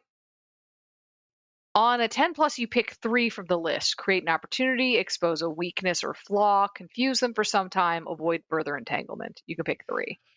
Okay, I'm gonna avoid further entanglement, end this conversation. Yes. I'm gonna say confuse them for some time. I don't feel like that's terribly hard for Sefer. Um, I guess I'm gonna see if I can create an opportunity Hmm. to hopefully sort of yeah, no, like it's a whole big thing. Honestly, I might actually have to do this more than once. I will super try to be better about telling you guys in the future, but I may have to do a few more late nights at the library here in the near future. Oh yeah, I understand the group projects. They're just like that. We've been trying to put in this community garden for ages and ages, and it's just everybody's got an opinion, uh and we've got to try to hear out everybody's opinions and find it out, and especially when you got one person who's not pulling their weight, and then you have other people who are trying to throw their weight around. And I was going the other day with uh Kit Warwick was trying to really push his vision of what it's supposed to be like. And I'm trying to, you know, yeah, convince him that we don't need this, we don't, yeah, we're trying to put it in like a little shrine there. And he's like, oh, we should have all of these other religious symbols in that shrine. And I'm just like, why would we do that? This is a Christian country. We don't need all that other stuff. I mean, yeah, you know what I mean. Oh yeah, no, Uh, no, it's like you're always saying. I mean, like, what's the point of being a theocracy if you have to share, right? right, exactly. Uh, uh, and he, yeah, he's just sort of telling you this story, and I'm going to, uh, you catch the name definitely. Yeah. Uh, and um, yeah, he sort of chats with you for a little while. Um, do you Yeah, no, you rolled a 10 plus. He thinks everything he rolled a 10. He thinks everything is fine, totally normal. Totally normal evening unless you choose to tell him otherwise. Not currently. I mean, and that's also partially why what Heifer said it was a fib, but it was a fib with at least the legs to be potentially partially based in truth. It's true, you guys are starting a group project. We are starting a group project. We do all go to school together. Addition, it's a Lego lie. It is a lie that has the potential for additional parts of the legend to be easily snapped into place on top of it if needed. Right, right. And you were even missing a member who wasn't able to pull his weight because Jerome wasn't there. You know, you know, you're thinking, you're thinking. Um, you did a big thing today. How is Sefer feeling going up to their room tonight? Sephir's had a big day in general. Yeah. I think it's between that, they were not expecting to reveal that. I don't think they were even necessarily expecting to reveal that information when they walked into the library. It was a bit of an impulsive move. And they weren't really thinking about the potential second order consequences of that until approximately now. In addition, they interacted. Zeke is the fox, right? Zeke is the box. Yes, Zeke is the fox. So interacted with Zeke for the first time, twice in rapid succession. Getting that little tickle of their imperative there that they're not used to feeling. And so yeah, there's a lot going on, and I would go so far as to say that they are doing their best to not think about it by I think just going up to their room and spending some time admiring their curated collection of pickled electronics. Excellent. Excellent. Um, yeah, you are able to do that. That is kind of calming. It's kind of soothing. Um,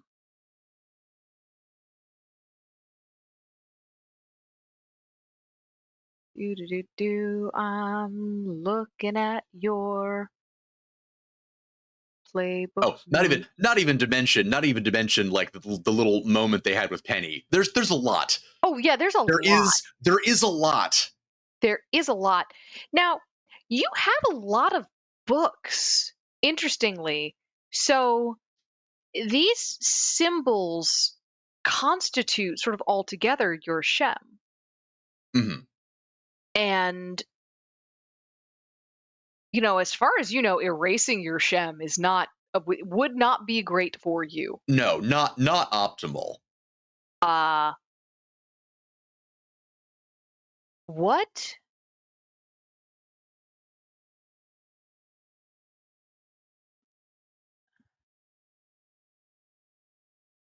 Now you've got a bunch of books that Imogen got you from the archive. Do you Yes. go to do you do some research, or is this night all about like I'm just gonna look at my machines? I think it starts out as the latter, but eventually, as they are admiring their uh, assorted like pickled cyborg bits, um, their eyes eventually fall onto like on a nearby shelf the books that they got from Imogen, and they sort of replay that conversation with Penny along the lines of, if it were to change, I wouldn't be me anymore. I would be someone else. Um, and with that whole question of have they've never even thought about what it would be like to remove or change them because it's not really a thing. Hmm. Uh, so I guess with that, yeah, they will probably start grabbing the topmost book and sort of start idly leafing through it. Okay. Let me do a quick look here. I think that there's, at least in the first section of it, I think it's sort of research they sort of meant to dive deeper into, but never really followed up on. Like the first section of the first book has some post-it notes in it. Occasional sections they're just like, yeah, that's wrong. That's not actually correct. But they've not delved extremely deeply into the research like they originally intended to. Right. There was definitely some stuff there that you were hoping. There's some stuff that rings true and some stuff that's like, no. Yeah. Eh, the big Bedlam made an interesting point in chat. Would you like to say what Sefer, the name, means? Yes. Yes. Sefer, indeed, yes, does, in fact, essentially have the connotation of being a book. Oh, that's awesome. Yeah. Did you want salad? It's in the name. You can answer, Tracy. You're you're muted now. Okay.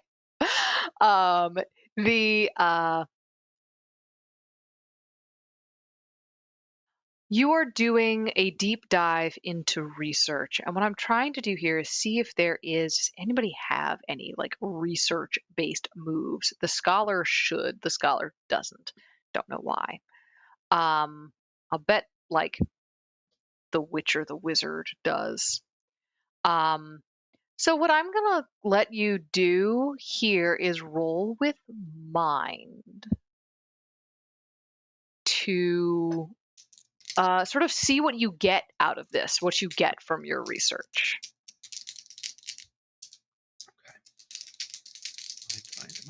Mind.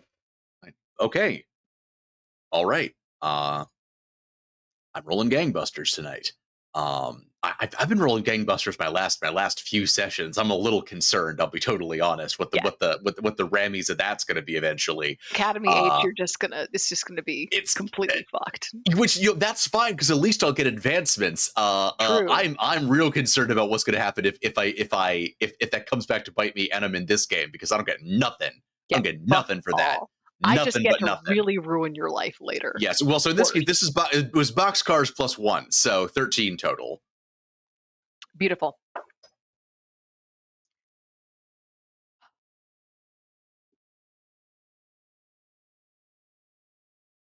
As you're reading, you sort of one of the things that you really find that you're developing a good grasp of, and you're not sure if it's related to maybe some of your drives, some of your imperatives, your instincts rather, but you are finding it kind of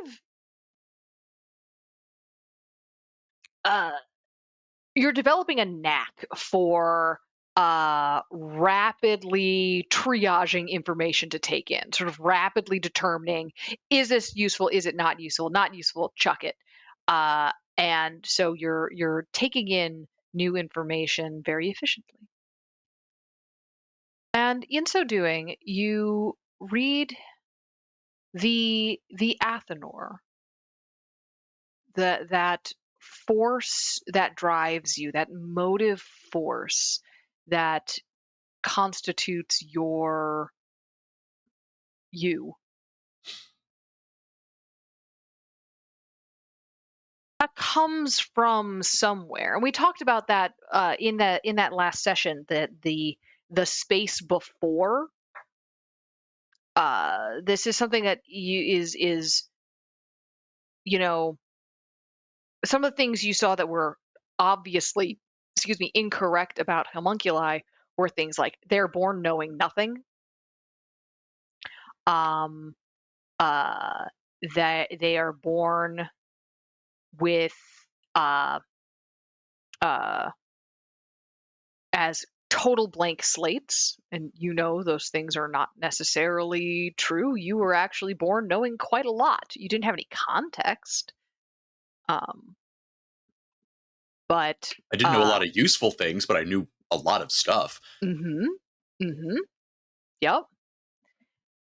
So you, but you also have these vague memories of what it was to be unformed.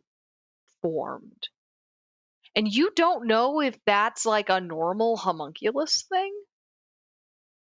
Is that a normal thing? It's not like you've got a whole lot of other people to ask. Um,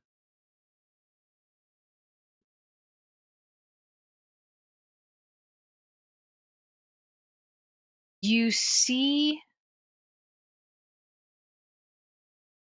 in one book there is a line on this book is heavily redacted. Like just cut with scissors, redacted. Like words just cut from the pages. And you see a line.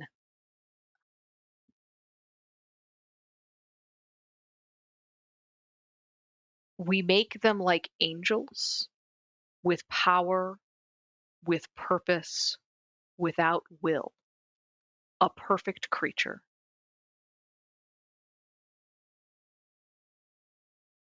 That's the one thing that you see specifically regarding homunculi and angels. And you see a couple other you don't usually see this in like the books that are just like histories of the war, or books that are like more like modern texts on what is a homunculi anyway. You If you see something, say it, something. exactly. You get in those, you get a lot of like propaganda. You get a lot of stuff where you're like, well, I guess I could do that if I wanted to, but I don't know why anyone would want to. You get but in a couple of the other like heavily redacted, or maybe not so heavily redacted, but definitely books that you should not have, are you see a couple other references to homunculi being made like angels, or references to homunculi being, yeah, and it like related in some way to angels. Cool. I had a weird thought. Shoot, give I'll me a I'll weird thought. I'll pitch it to you. Let me know how you're feeling.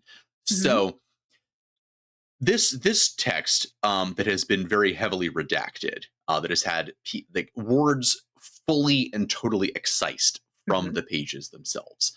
Um, it seems sort of like this one is a bit different from the other text. This one seems like it is a text that has a bit more direct knowledge. It is a more explicitly for capital FT forbidden text. Mm-hmm. Okay.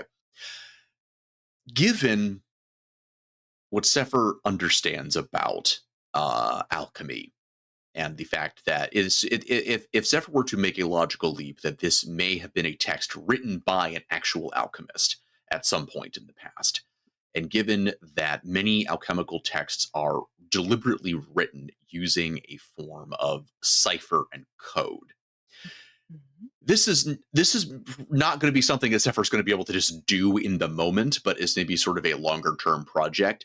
uh, Wondering if Sefer can attempt to more or less try to reverse engineer the cipher that is being used in the text, and in that way, basically reconstruct the missing words.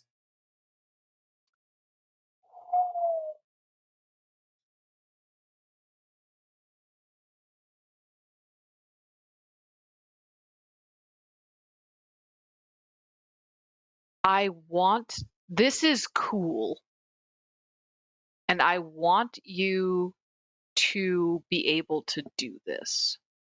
This is not something where I think I'm going to be able to make like one roll and be No. like, yes, I can, or no, I can't. But So here's what I'm going to do. I'm going to steal a feature that exists in Impulse Drive, actually, which is the project. Mhm. It's a downtime move. But you guys are high school students, and the one thing that high school students tend to have is a lot of fucking downtime.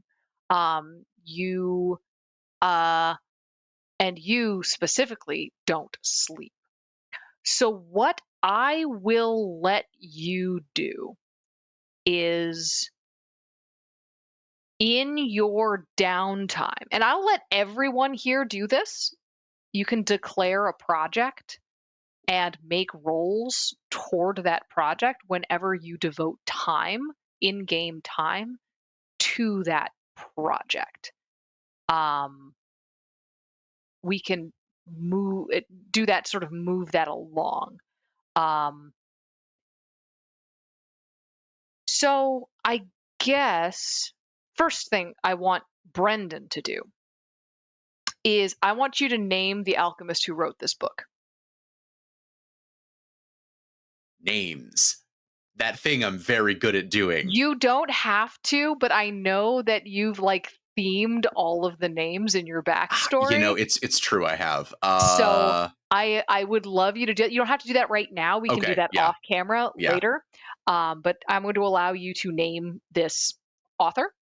And so you rolled for your research project.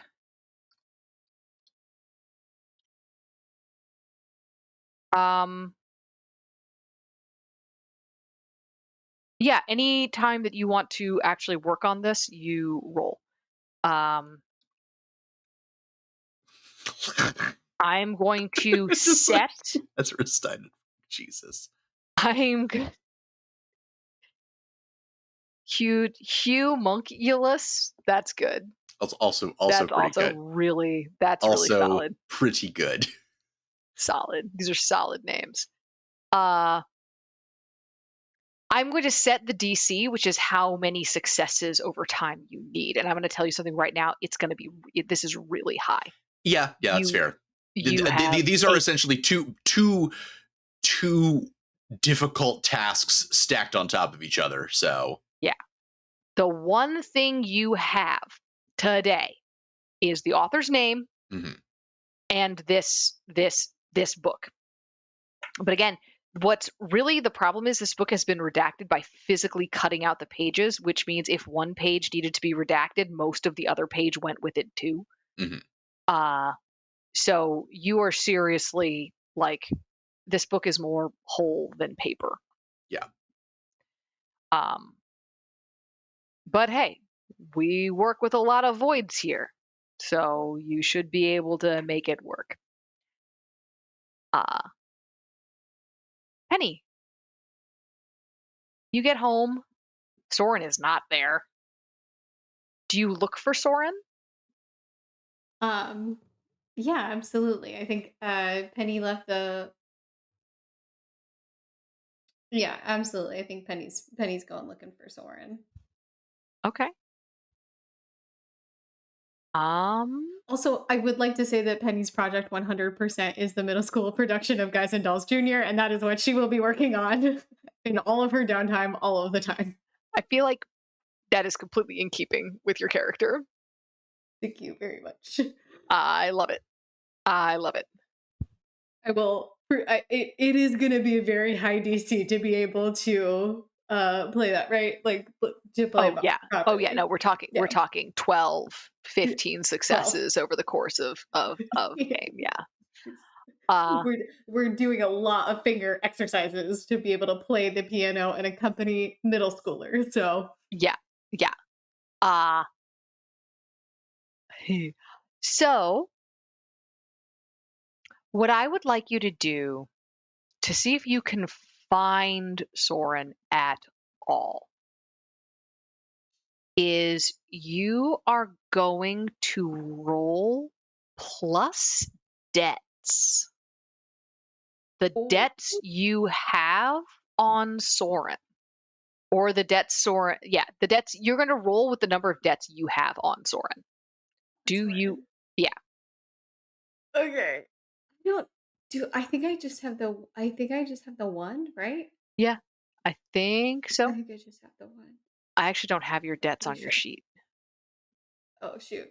No, Yeah, I that's just have okay. the Most of one. the information I have is in the doodad here. Yeah, I put all my stuff in my notes because and then I never shared them again. Share your notes. Sure. Yeah, Yeah. I don't have your debts. Do I have this? Is it under Soren? I have it. It's just the Okay. one. Okay, cool. Yes, yep, just the one. I had to double Just check one. that. Okay. Cool. Yeah. Cool. 10. 10. And that is the kind of roll that you get with Amherst Dice, not sponsored. It's true.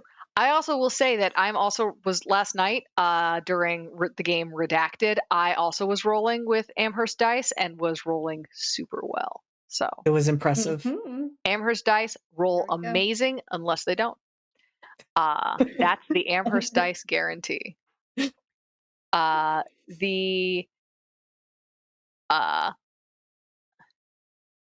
Yeah, so you are sort of scouring your memory. You get home, he's not there. You're scouring your memory for like where would he be? I don't know where he would be. He doesn't know that many places here, and you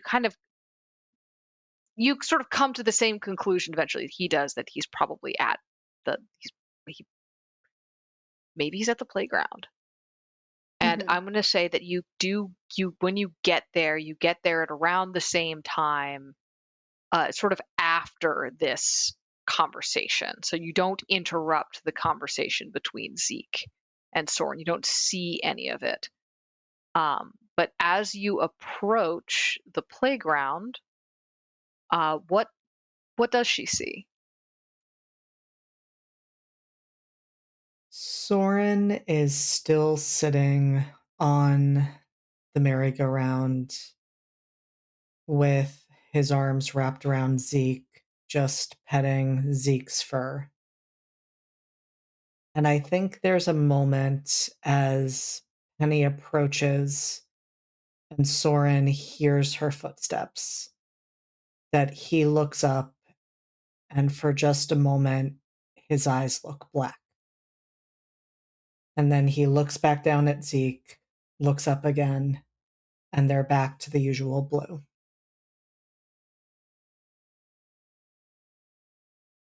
Yeah.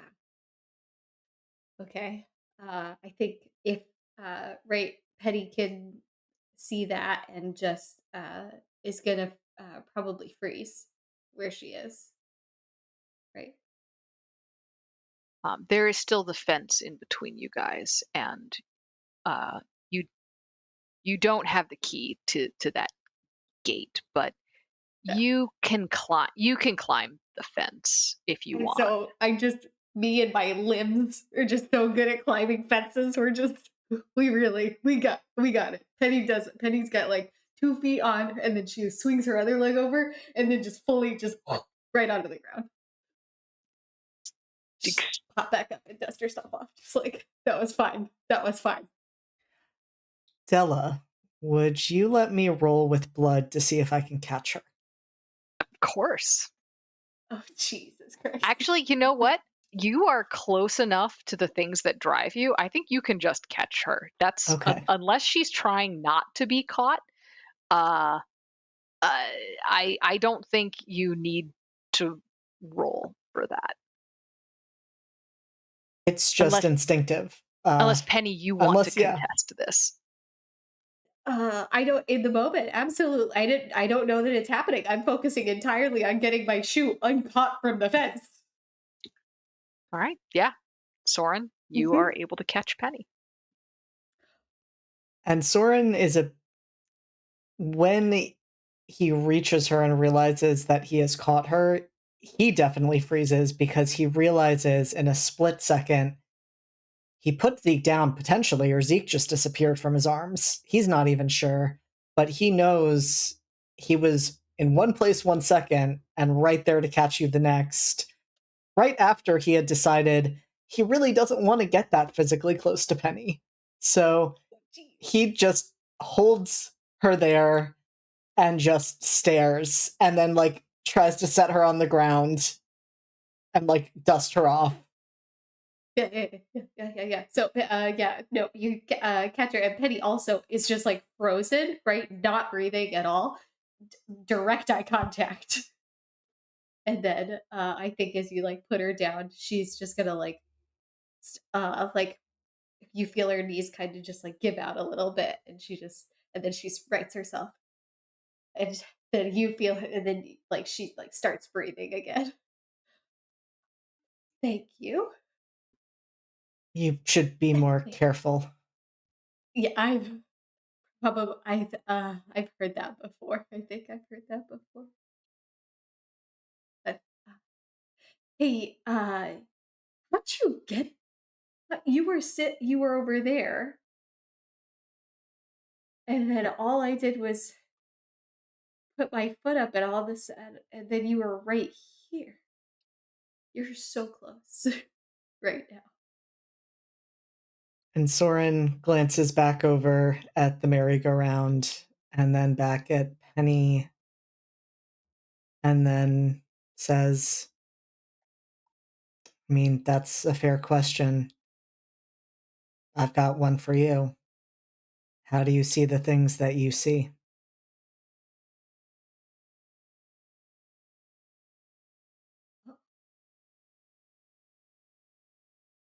Um,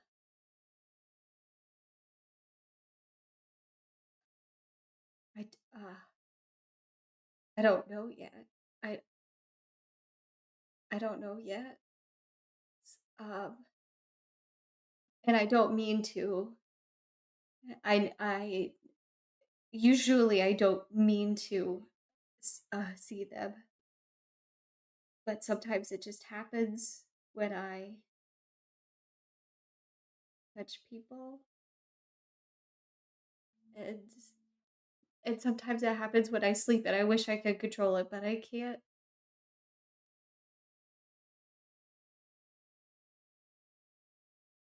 What have you seen of me?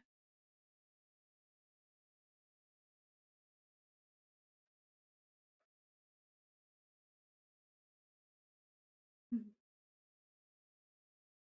Um,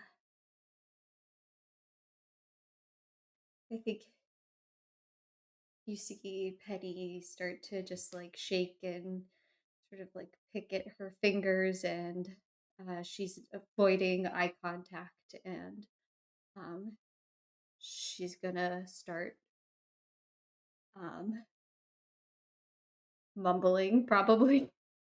Uh, uh, I'm so sorry. I never meant to see anything. I'm sorry that I ever did see anything. It's been like terrifying to have been seeing these things and not know why, and it feels like all I was able to do for this period of time was see you, and then you showed up here. You were seeing me before I came here?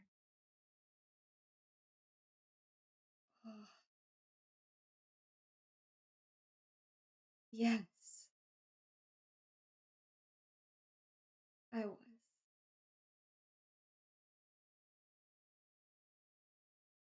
I think it started when you died.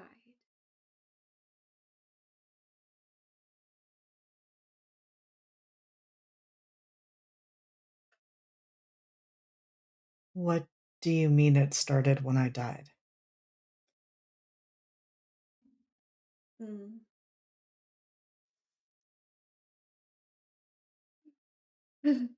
uh, I think my visions, the nightmares certainly started that night.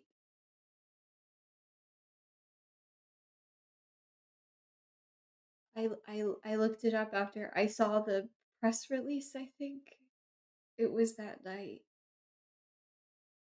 I even donated to the cause that your parents had set up to, as an Soren flinches at apology. that. When you say that, Soren flinches. Oh,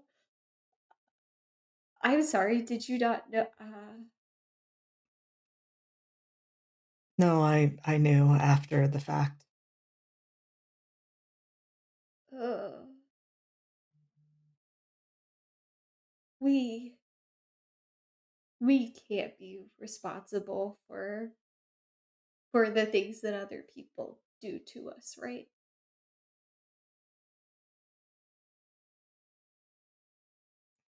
What do you mean by that, Penny?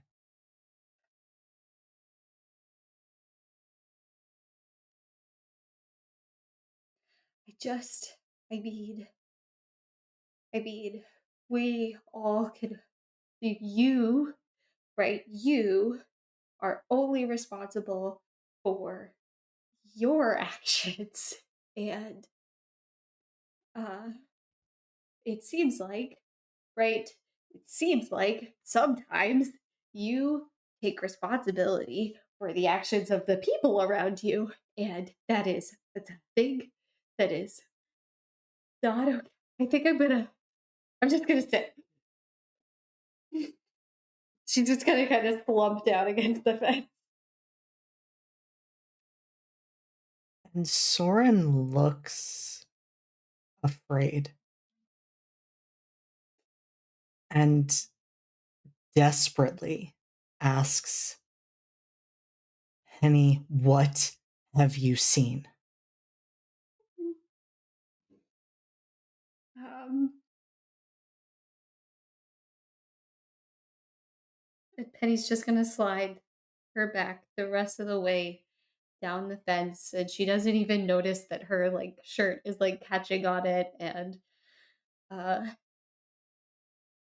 she just like sits and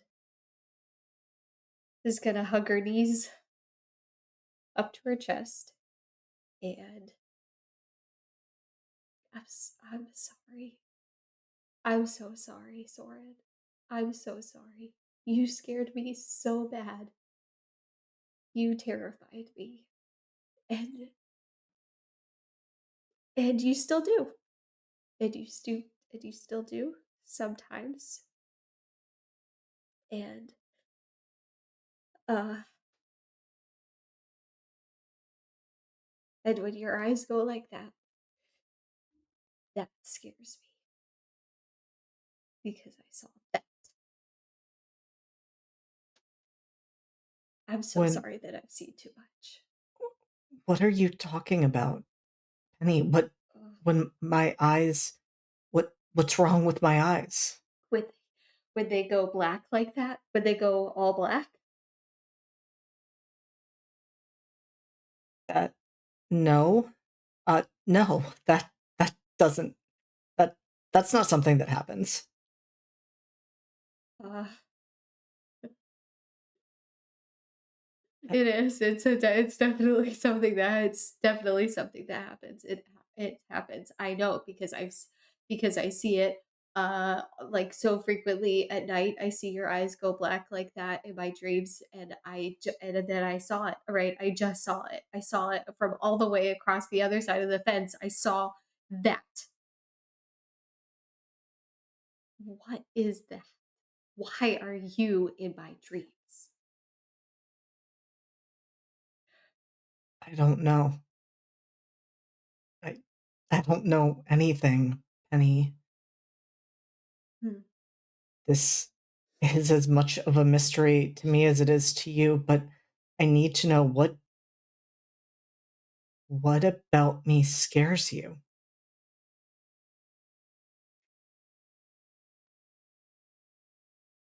Is Soren sitting down right now? I think he's like crouched down a bit to get more on eye level, but he's not fully sitting. Okay. I think Petty's gonna like sort of uh uncross her, like she's gonna not hug her knees, she's gonna like sit crisscross applesauce and kind of like invite Soren to like plop. And offer her hands out.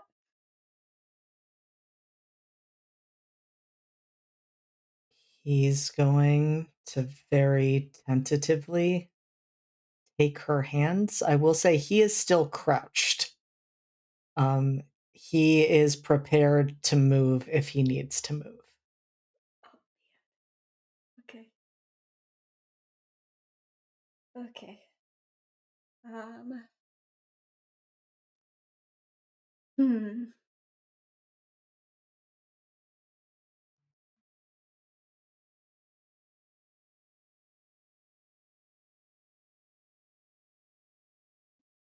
I think I think Penny's just gonna I think Penny's just gonna try to tell him. And so Penny'll recognize that you are still crouching, right? Still not fully present, right? And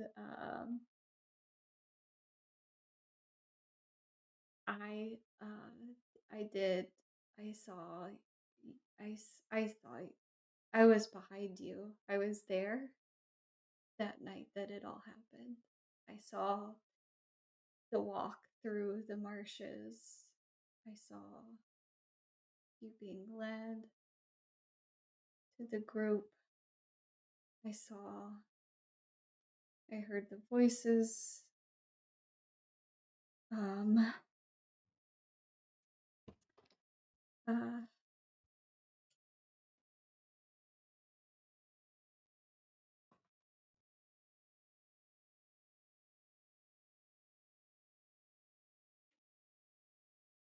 I don't know if you want to actually, I mean, you were there, right? I don't remember all of it, Penny. Hmm. Prophecy for me, Saint. It was what you were told to do. And you said you would bring them the word of God. And then they said that you shall, and then everything just got confusing and it felt like everything was wrong and there was blood.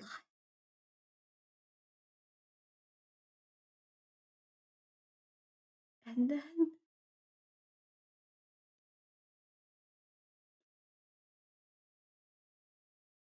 mm,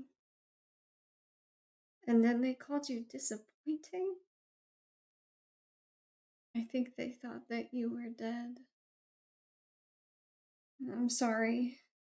I didn't mean to hear you beg. Mm, it's all I can hear now sometimes.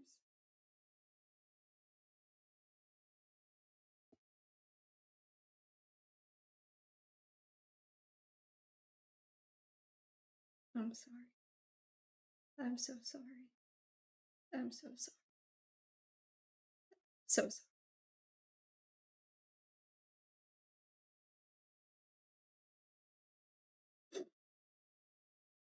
And she's gonna retract her hands and just fully just collapse into herself and just repeat over and over and over again, I'm so sorry, I'm so sorry, I'm so sorry.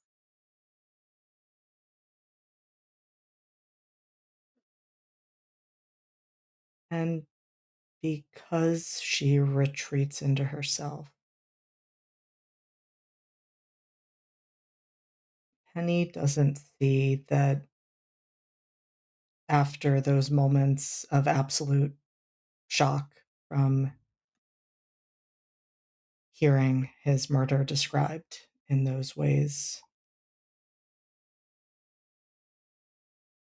as Penny starts to apologize again and again,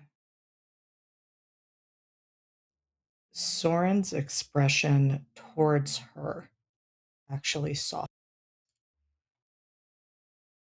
and he very carefully reaches out and just places a hand on Penny's shoulder and just says, "You're not the person who has to apologize for any of this. And I'm sorry that you, for whatever reason, had to see that.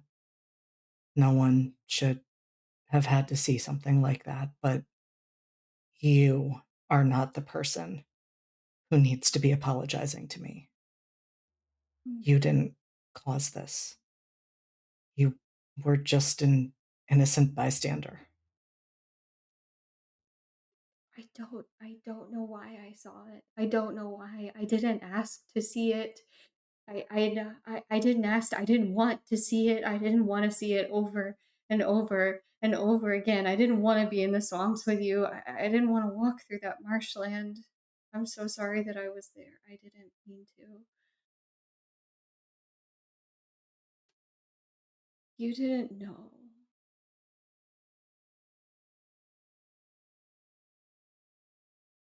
Know what? You said you didn't remember? I have bits and pieces, and sometimes more come back. I know I was dead and that I wasn't.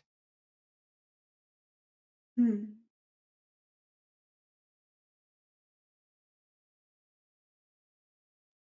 I think Penny in this moment is trying to desperately think of a way that she could possibly like show Soren this vision. And all she can really think about is like, if I could get more control over this, if I could just get better at whatever this is, if I could control this, then maybe I could give Soren like the missing pieces so that he could see everything that's his. And what she'll actually say is, uh,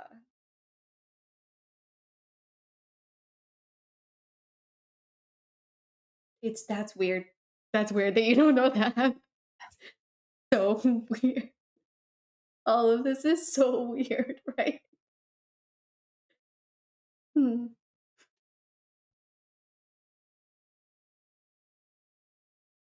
And Soren wishes, even slightly hysterically, that he could laugh like that in this moment, but his expression is back to being more closed off.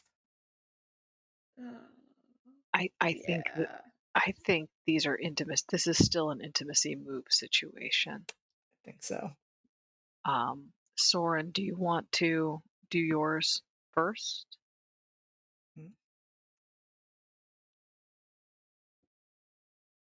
I think so, and I think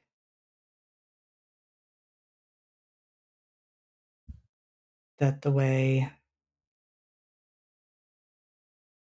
Soren is going to ask that question is to say,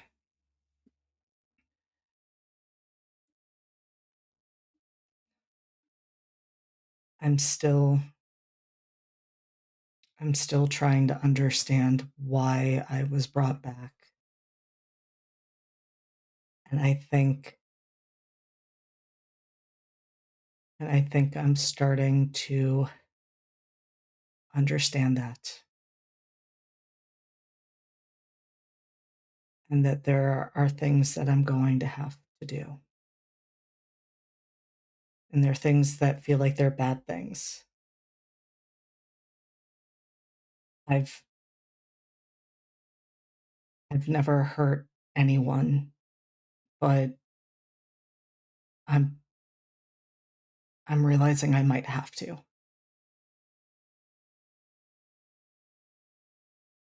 And I don't know what that makes me. I don't know what that means, but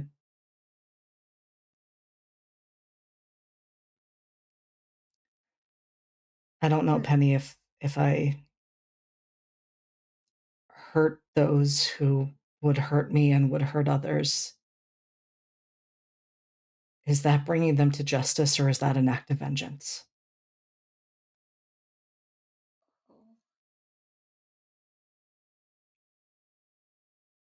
Um, hmm.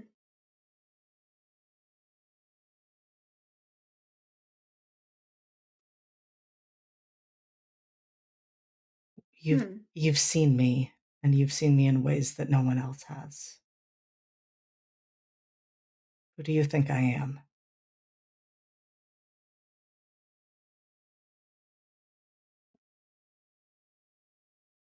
Um,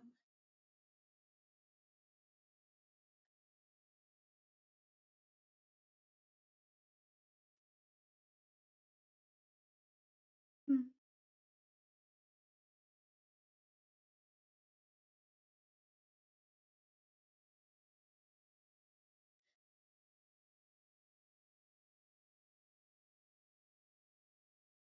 I don't think even you know that yet. I can't possibly tell you. How would you see me, Penny? Mm, What do you think I'm capable of? mm, mm. I don't think you're a saint, Soren.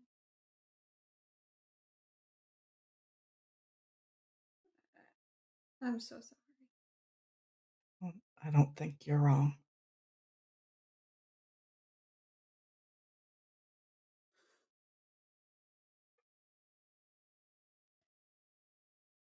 We all have. Oh, we can all hurt people. We all have that in us.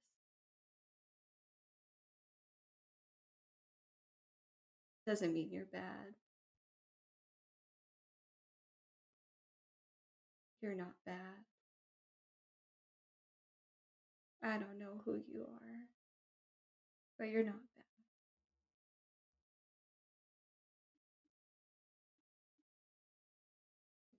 And Penny's gonna just kind of like slowly lean forward and like do a little, just a little hug.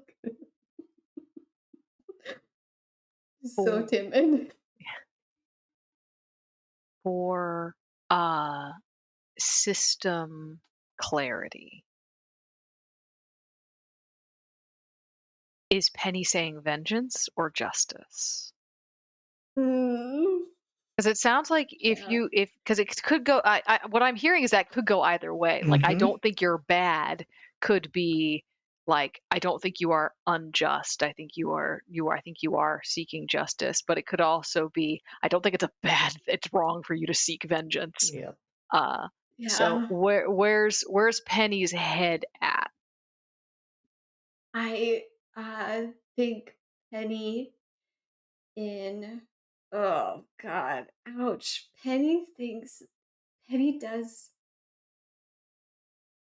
Penny does think this is vengeance, but she doesn't think that that's a bad thing.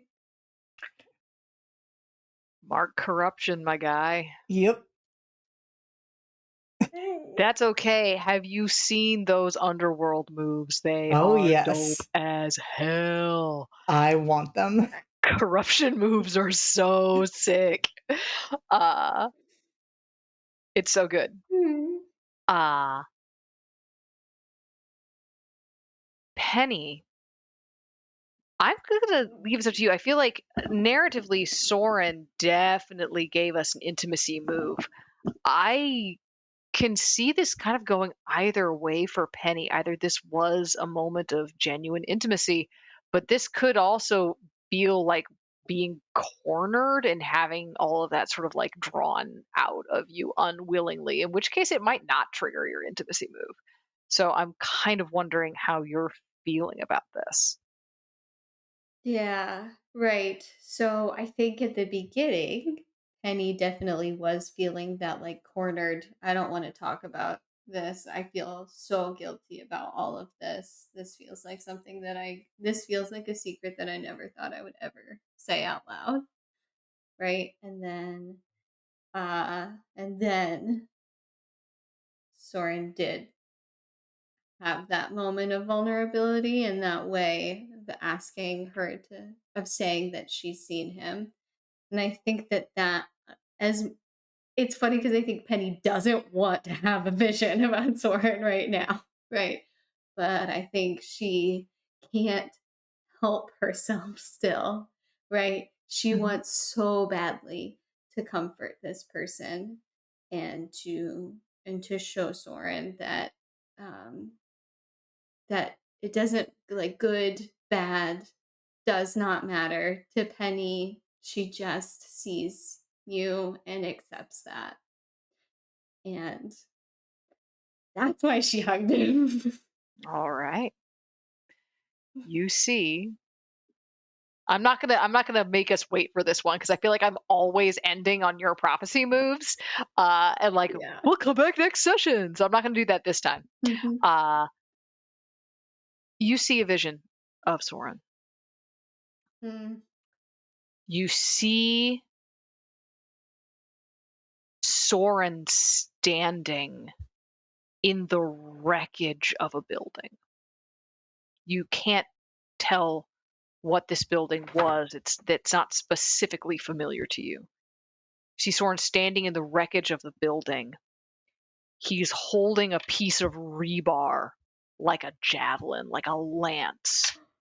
And there is a moment where he sort of relaxes his shoulders for a second as behind him, something in that building fully just explodes and he is outlined in flame.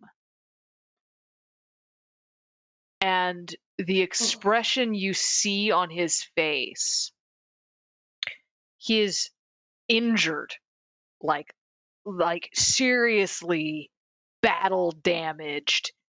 But the expression you see on his face is one of unalloyed relief.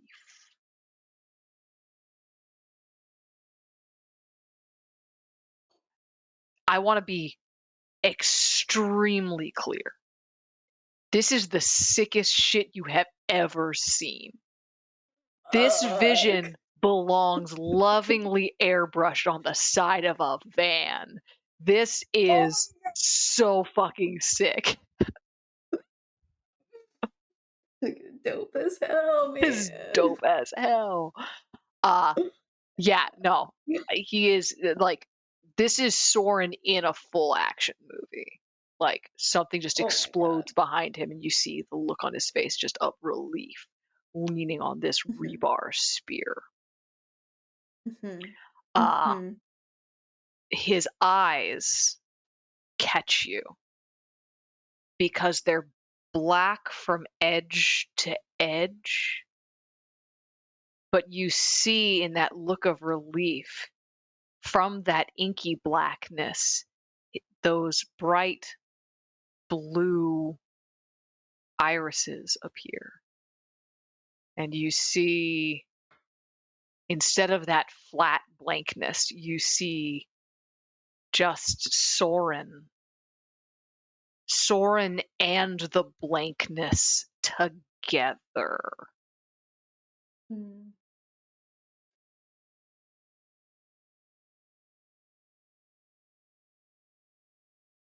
Uh, You've marked I hella think corruption today, so I want you to yeah. proceed carefully. Yeah. So Penny in the moment, right? In the moment of seeing this vision of right, staring at Soren and seeing his like bloodied body holding the rebar, and then the explosion happens, and in the moment, right, Penny is seeing all of this, but her body is reacting, and I think Soren feels this like tensing as she's hugging him, and this like uh that what Penny is feeling while she's having this vision is this like nervous warmth that just like fills her body of like, this is terrifying and beautiful, right? And I think what Soren is feeling as she's hugging him, and she's like, she starts to like clench on tighter and tighter, and she's like shaking a little bit and trembling. And then when she sees those black eyes, she's like so tight. And then she sees the blue, and then she just like relaxes a little bit because both, right, Soren is both, and it's so beautiful. And the question that Penny has in this moment is,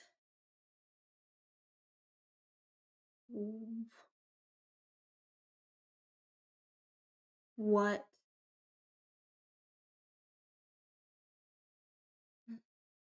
uh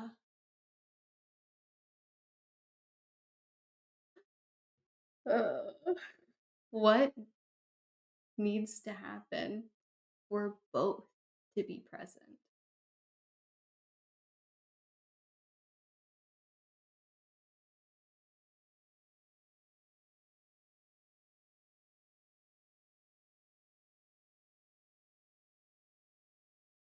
For both to be present, Soren would need to fully accept his nature, his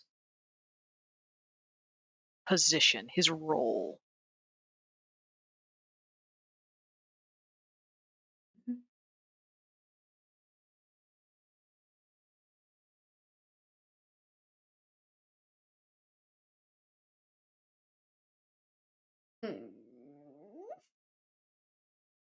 I want to ask, but I don't want to ask. Can I get a feeling? Can I get a vibe check real quick? I'll let you roll for vibe check. Vibe. Check. Roll spirit. Roll for vibes. Roll for some vibes. spirit vibes. Okay. Wait. It's a 6, not. It's a 9. It's a Okay. 9. It's a 9. All right. Just like vibe checking, this Soren in this vision, does he feel unstoppable? Oh, I can give you this one. You're pretty sure Soren is unstoppable now.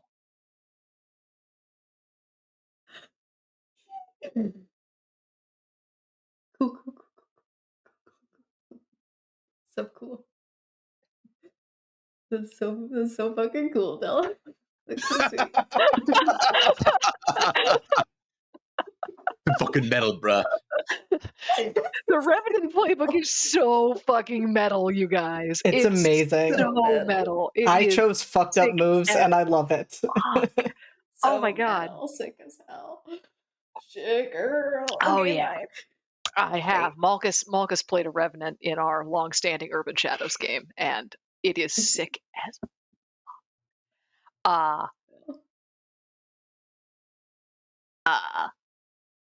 yeah. So yeah, you're pretty sure he's unstoppable now.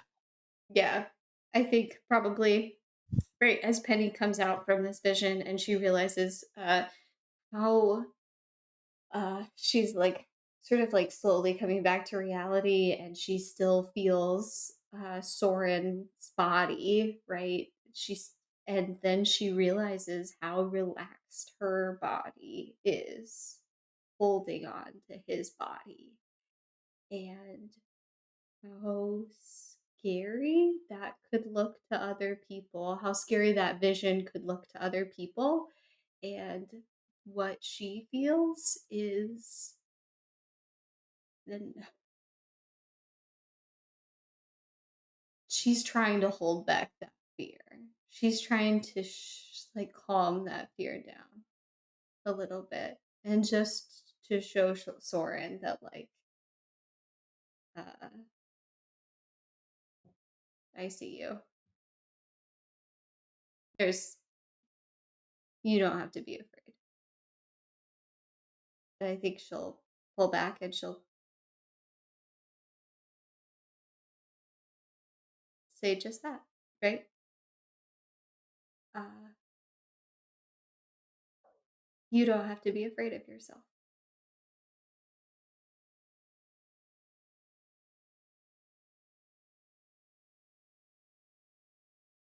Soren has perhaps never been hugged in a genuine way. And just feeling that alone, having that gifted to him, he actually tensed up as well initially. He didn't know what to do, he didn't know what to expect. And as Penny relaxed, he started to relax. In part because he's now understanding why Penny has been the way she has been towards him. But also because this is the most kindness he has ever experienced from another person in his life. And when Penny says that, she sees that relief in his eyes, and his shoulders drop a bit, and he lets out a breath and just says, "Thank you."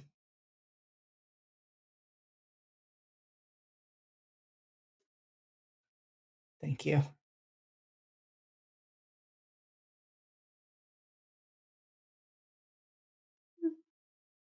You guys go home. Somebody roll luck for me. One of you two roll luck for me. I'll let Katie. This is a 7. Okay. You guys make it home at 8:59. And you get home right as Mrs. Grimpley is like at the door, like, "Oh, you are lucky you're not here 1 minute later. You could we're gone 1 minute later, and I was gonna call the cops on you to make sure that want a wellness check on you. Get inside." I am so sorry. I'm so sorry. It won't happen Sorry, again. Rob. If you're gonna stay out Sorry, late, you've Rob. gotta page me. You both have pagers. There's no excuse for this. I'm so sorry, Bob. I'm so Now, sorry, Bob. I'm so you are sorry, Bob. you're fine. All right, now go wash your hands. Yes, ma'am. Yes, ma'am. Yes. And so that's like the extent of the rant you get. You get this like little like I was all ginned up to get you guys in trouble, but you made it right under the wire.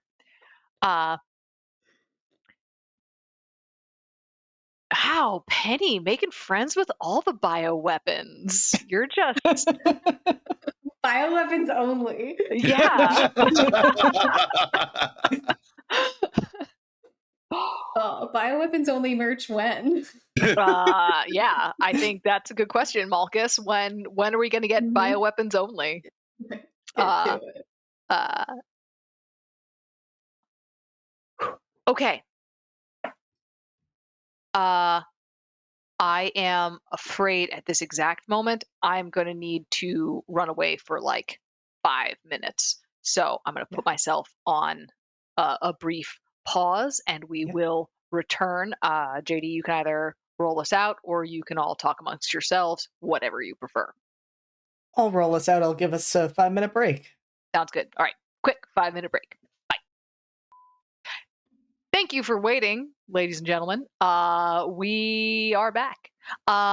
So after that that really intimate scene, the camera pulls away and heads out into the mountains out the uh, in West Virginia, where at a campsite in in sort of deep in West Virginia, you uh, find a basically it's just a regular ass campground. It doesn't look all that different from anything else. You pull up in the car park, you check in, you're um how often do you think your family like goes camping, Jerome? Not often, because Lou is often on the road for the insurance stuff, doing business things. Kathy's very busy with her law practice, and they have all their kind of other obligations as well that they're trying to take care of. As we know, like Jerome is kind of a busy guy as well, taking cues from his parents and Ivy. So like they don't. This is not a normal thing. They don't usually get out and relax often. So I'd say not this is not normal. Yeah, there's probably like 2 weeks a year where you guys go on like a vacation. And it's nice, but like this is the first time there's been kind of this little impromptu like, Yeah, oh, we're I'd gonna say like go often camping. it's multi-purpose vacationing. It's somewhere where like they can get some other stuff done while they're there. So yeah, Like doing a bunch of travel to cool cities when you have a conference and you can get your job to pay for it. sure. uh, just like that. Um, which for both of their jobs is a thing that does in fact happen. Um, so you go there. There is a cabin. Your dad is inexpertly setting up a hammock when a couple other people who you recognize from church sort of also show up and help you. Uh, Start sort of unpacking, getting things set up for like a cookout. There's a couple other Like teams. church Oh, or like the snake pit. yeah. Uh, Okay. yeah, Okay. Snurch, Snake Church. Okay. Uh, Okay.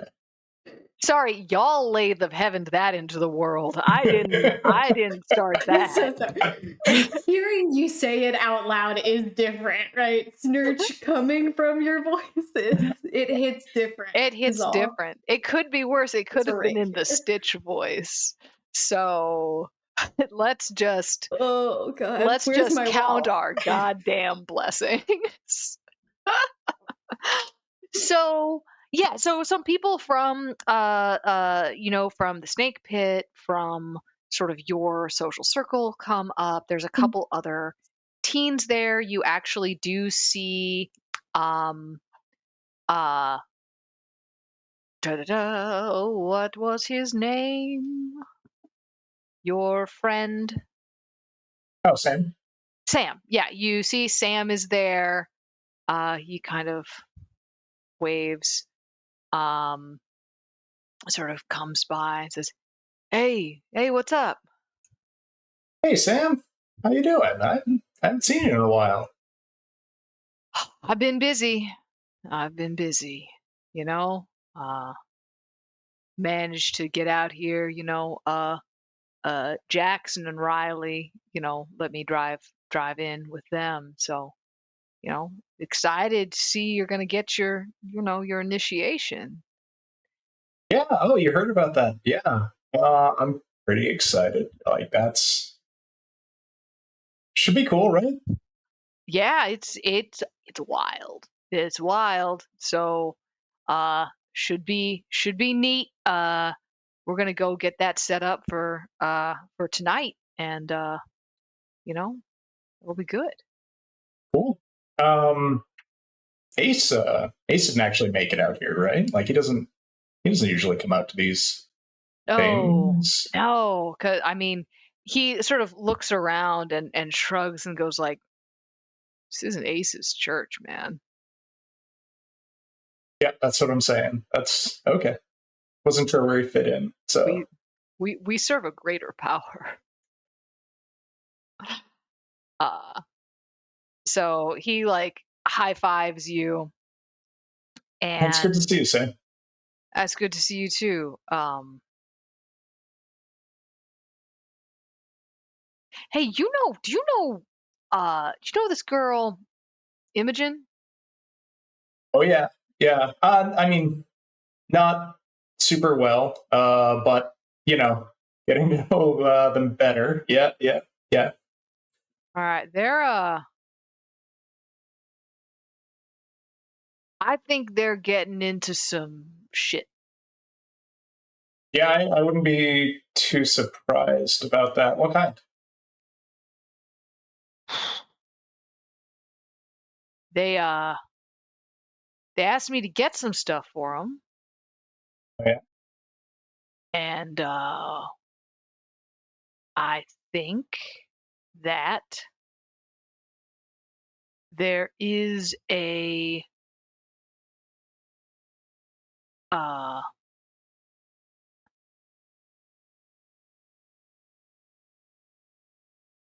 there is a risk that the stuff I got for them might be bad for them.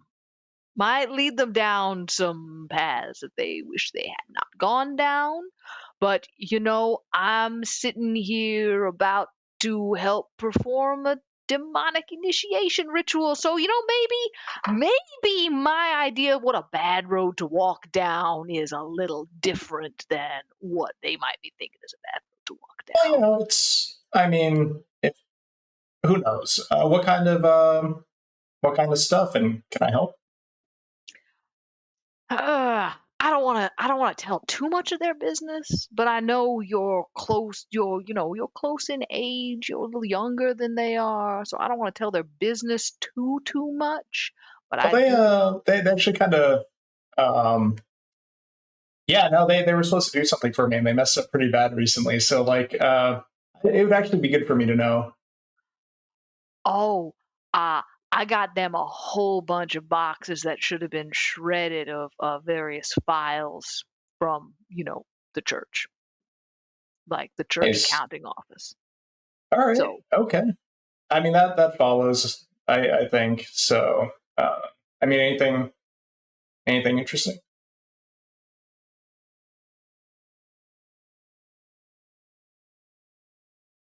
roll to persuade an NPC. Yeah. Again, this isn't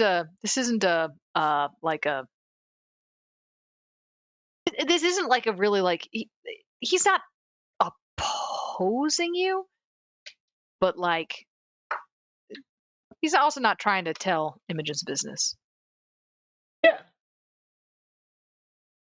But I mean, it's not really have a reason to hide it right now. What do I? What's my modifier on that, or is there one? Heart. It's heart. Oh, okay. Um, 9, unfortunately. Ooh, okay. On a 7 to 9, they modify the terms or demand a debt. Okay. So yeah, they're just like, I get that they owe you. Uh,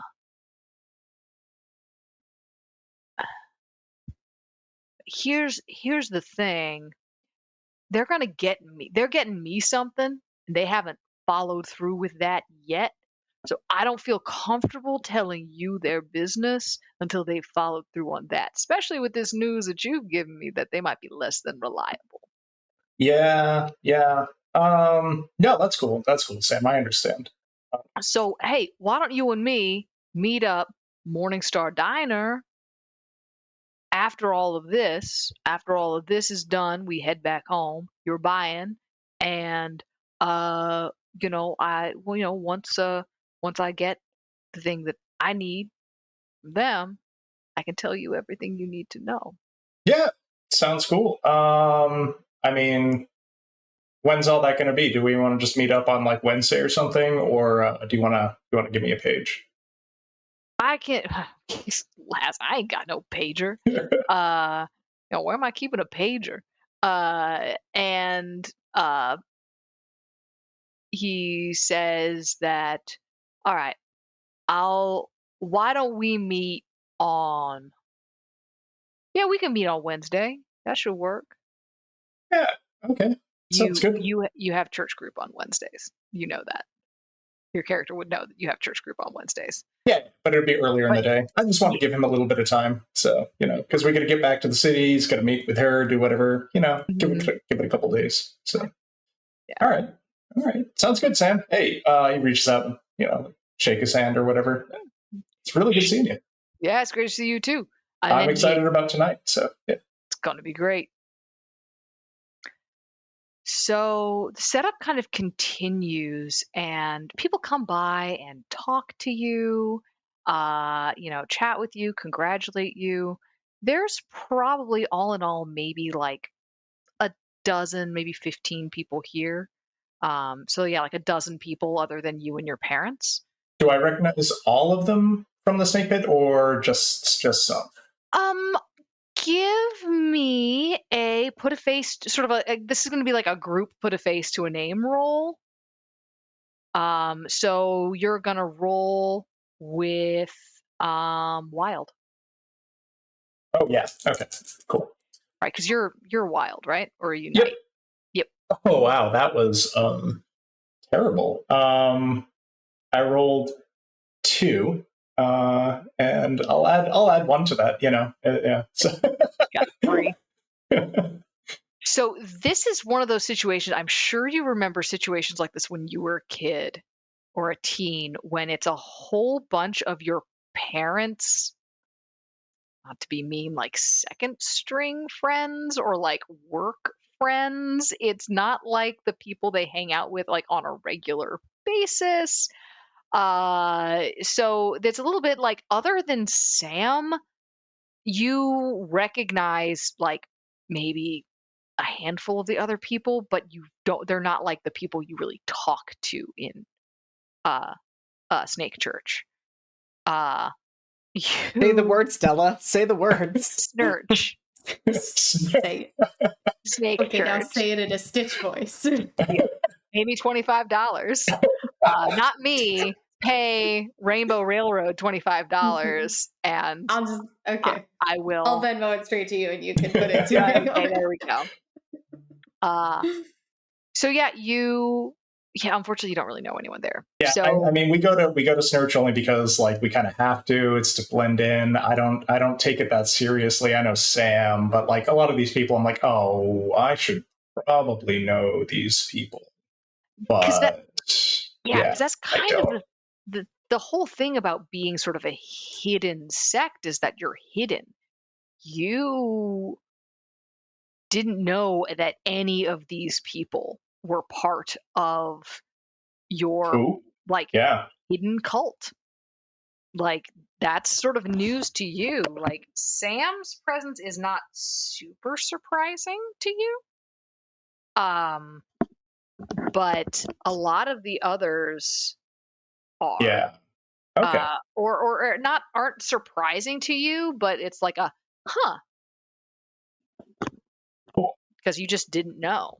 So do I And there's see also some people there who aren't members of your church, who are like just people from around. Oh, okay. So it's not all members of that church. It's also, like people you've seen at other places around. But again, though for those people especially, it's are you the cashier at Target? Are Or you am I are just you like confusing you with what? somebody, or Yeah, are you like my second grade teacher? Like it's stuff like that. all right? Um Do I see any other people that would be like also being talked to, like I'm being visited, like other initiates, or is anybody talking about any, or is this all from me, or um yeah, this appears to all be for you. oh, All be for you. all right? So it's Um starting to sink in with Jerome that like this is actually kind of like this is a pretty big deal. This isn't just like some small thing. A lot of people are traveling all the way up to West Virginia, setting this stuff up. Like mhm. people I don't even know are here for it. Okay, okay. So at a certain point, your mom sits down next to you, says, Jerome, there's something that I'm going to tell you. A part of the ceremony that you need to know in advance. Large portions of this are important that you're, you know, kept in the dark for, where that it the mystery is part of it. You get what I'm saying. Other parts you need to know. Part of this is giving a physical part of yourself to the church. And it can be important to not pick the wrong part of yourself to give. Um, okay. I mean, you can be straightforward with me, Mom. I mean, Of it's course. like Let me show you. Your mom, one thing about your mom, you've never seen your mom without shoes on, which is kind of one of those things where it's just like you don't think about that ever. Like, how often do you think about your parents' feet? yeah, we don't go to the Basically beach never. very often. I mean, okay. Uh, your mom takes off her shoe, and you see that there's like an orthotic, there's like a custom orthotic basically holding up her foot because one of the long bones of one of those like metatarsals is just gone. Trump kind of processes this for a moment. And it's like, okay, all right. Geez, Mom, like I kind of wish you'd give me a little bit more of a heads up if I had to pick something ahead of time. But okay, all right, okay. This is the heads up you get, I'm afraid. And you know, uh, it'll be hard to get specific when you're in there. So, try to. A lot of us are missing, you know, something in your finger or uh, What's Dad one. missing? Well, you know how he wears hearing aids? One of the Yeah, little bones. in the 1 year. Yeah. Oh, uh, okay. Like, uh, ooh, okay. How am I going to have to pick this? Am I going to be able to be specific? Do I name it? Oh, what do I need to do to make sure I don't lose something important, Mom? Hold it in your mind. Hold it in your mind and speak. You don't have to know the actual word. You don't have to like know the skeletal anatomy. If Oh, you had good, to know because I have no okay, idea. Okay, yeah, all right. no.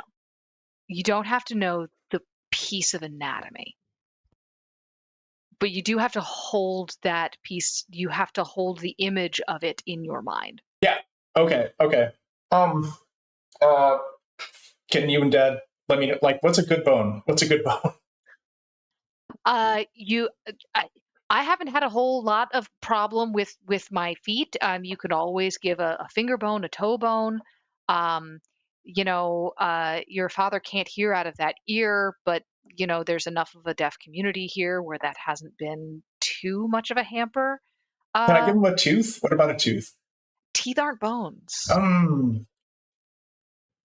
I was hoping. I was really hoping. Uh, so you've got time to How consider. hard? How hard are kneecaps to replace? Can I do a kneecap? Is that an easy one? Like I. The Okay. yeah, yeah. Your mom's like, not great, not great. Better than like a tibia, probably. Oh, what Uh, about a rib? I've heard ribs are okay. rib, Maybe. rib would be traditional in some cases. Uh, Okay. Okay. I'm I'm gonna tell you right now.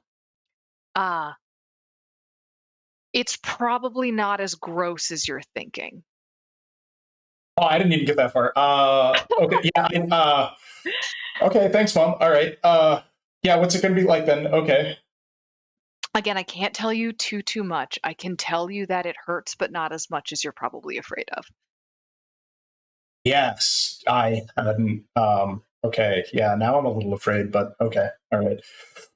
Your mom's just like, I'm making this worse. I'm not trying to make this worse. I'm really not trying to make this worse, but I feel like I'm making this worse. Okay. It's okay, Mom.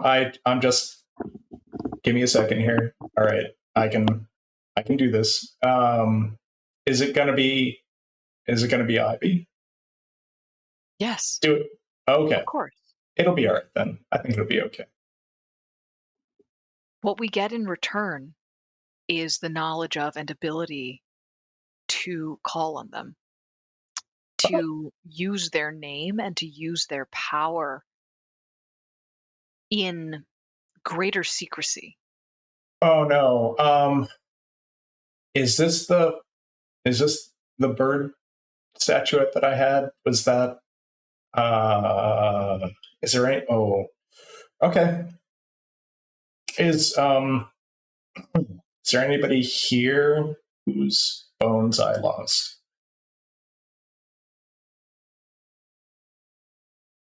Oh. Um I'm sorry, Mom. I'm really gonna I'm gonna get those back.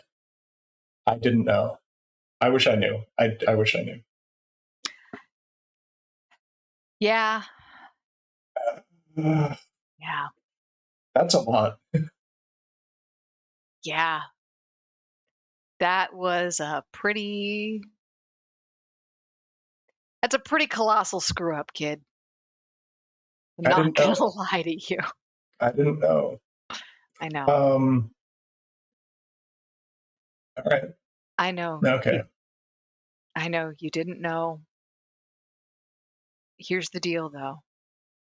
Jerome starts like tearing up a little, like he's starting to Yeah. Your lose his mom composure. your mom puts her arm around you and like gives you a hug and says, "It's okay. It's okay. You didn't know. We should have trusted you more." He just he's like a foot taller than his mom, but he just kind of bends over and like gives her this big hug. I'm sorry, Mom. I I love you. I love you too. I'm proud of you. I know that you're going to get this stuff back, and we're going to help you every step along the way. Now, We'll do it. We'll get it. We'll fix it. We'll fix it. We always fix it. We'll fix it. Now, here's the other part of this. You've got to wear the dorkiest robes. And she goes over and she like helps you there's some ritual stuff then that happens. There is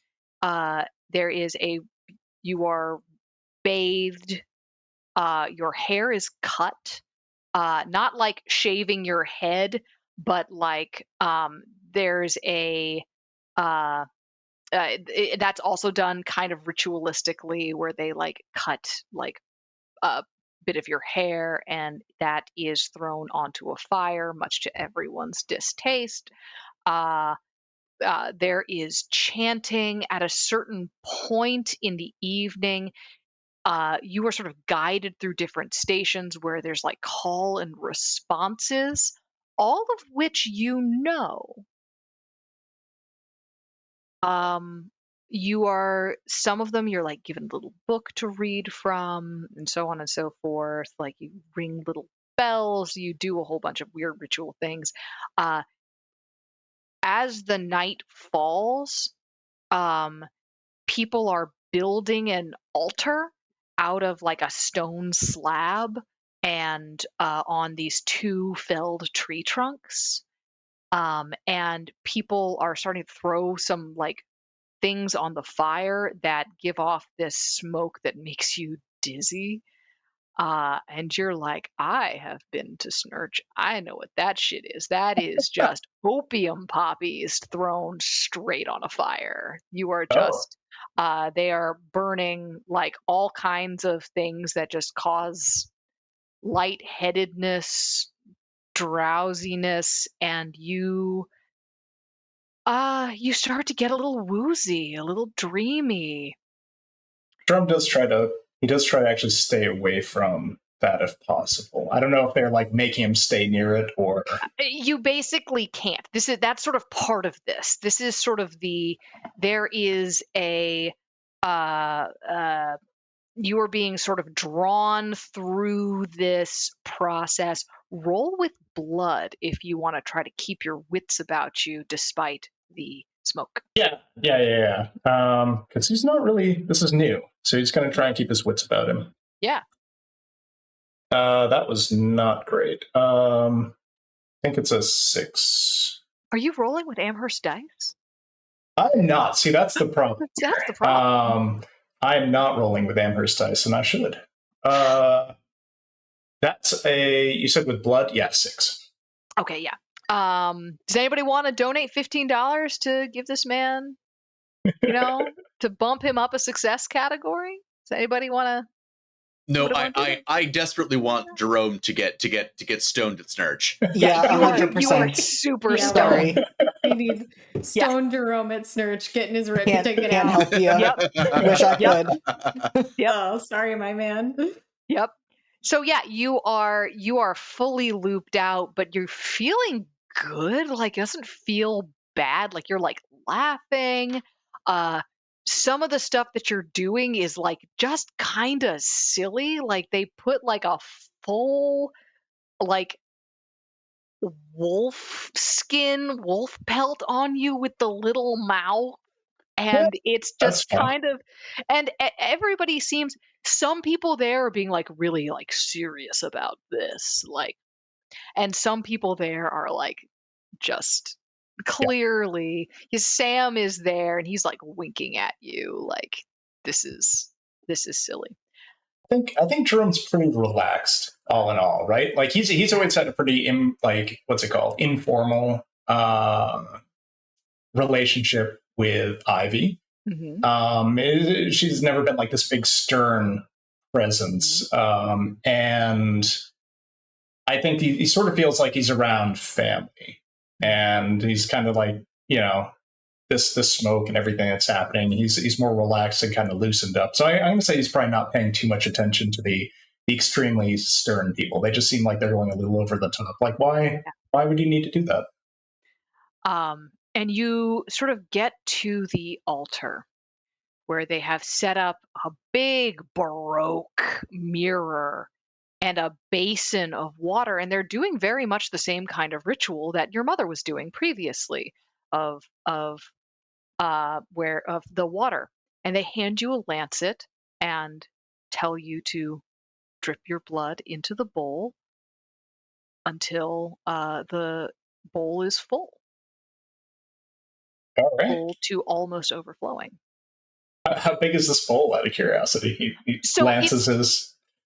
the bowl is huge. It's mostly water and ink. What you're basically doing with your blood is taking it from like the very rim to like just holding on with surface tension. Right, kind of But blowing it's it upward. Yeah. Okay. exactly. Cool. So you are just building it All up right. with your blood. He lances his middle finger and just kind of holds it out over the bowl and just like lets it drip out. And the people around you start to chant, and the mood sort of shifts. Before, you'd been in this kind of like soft chill, like this is like funny. The mood kind of shifts, and someone bangs a drum and says, "Not fallen, but diving, we call you." And everyone says that name that makes your head spin. The vining ivy that decays, we call you. They hit the drum again and say the name. Wings that seek beyond reality, we call you.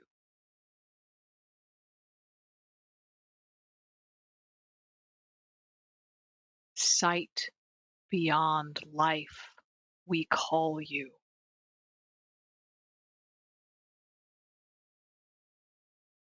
Say Angel. Jerome. Oh, sorry. I'm going to say Yeah. Jerome like notices the more somber attitude. It sinks in.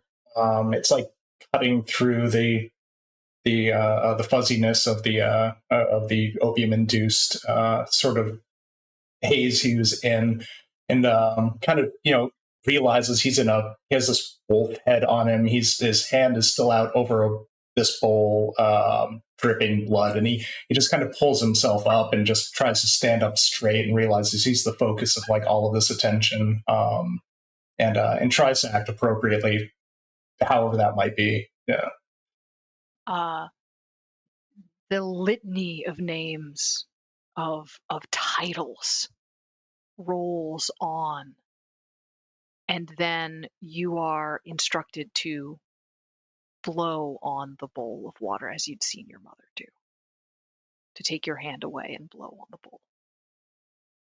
So Jerome leans down and he does. He blows out, and almost instinctively sort of has an image of Ivy like in his mind as he's doing so.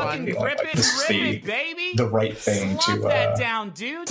to do. Wow, thank you. One for the big boy. Thank you. That's just Gibson for your $100 donation. Wow. Incredible. We are incredibly grateful. Thank you so much for that. I hope you are enjoying this frankly horrifying cult initiation of a 14-year-old. Yeah, much appreciated. Thank you for donating to Rainbow Railroad. That's fantastic.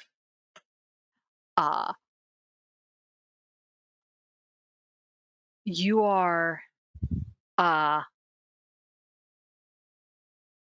Ivy appears in the mirror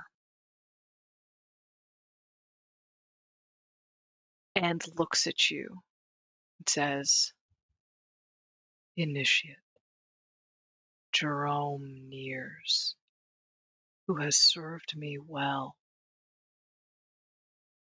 as a child with a child's faith. Do I have your permission to come forth?" Yes, please, by all means. and the vision in the mirror fades and stands up out of the bowl. A figure, six-winged, all in black ink, with shining eyes, twined in ivy, arms like skeletal bones. And Professor Ivy speaks to you and tells you her name.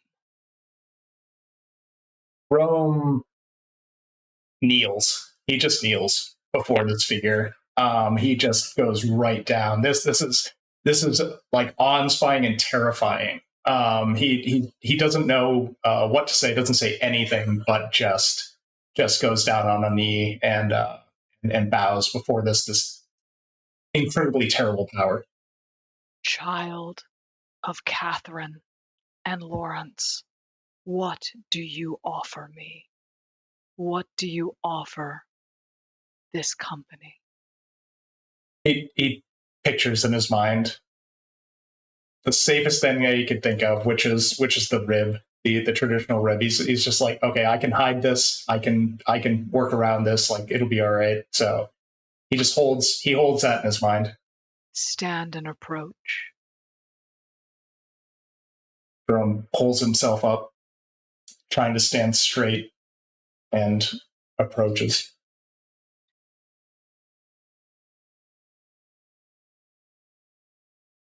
She reaches out and touches the back of your neck and draws you closer.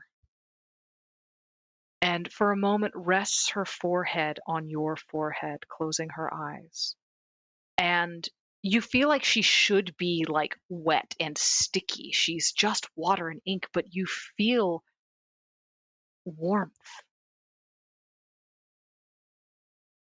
And she says, I've never met another person so capable of great things who is not also capable of great foolishness. You are a dutiful servant,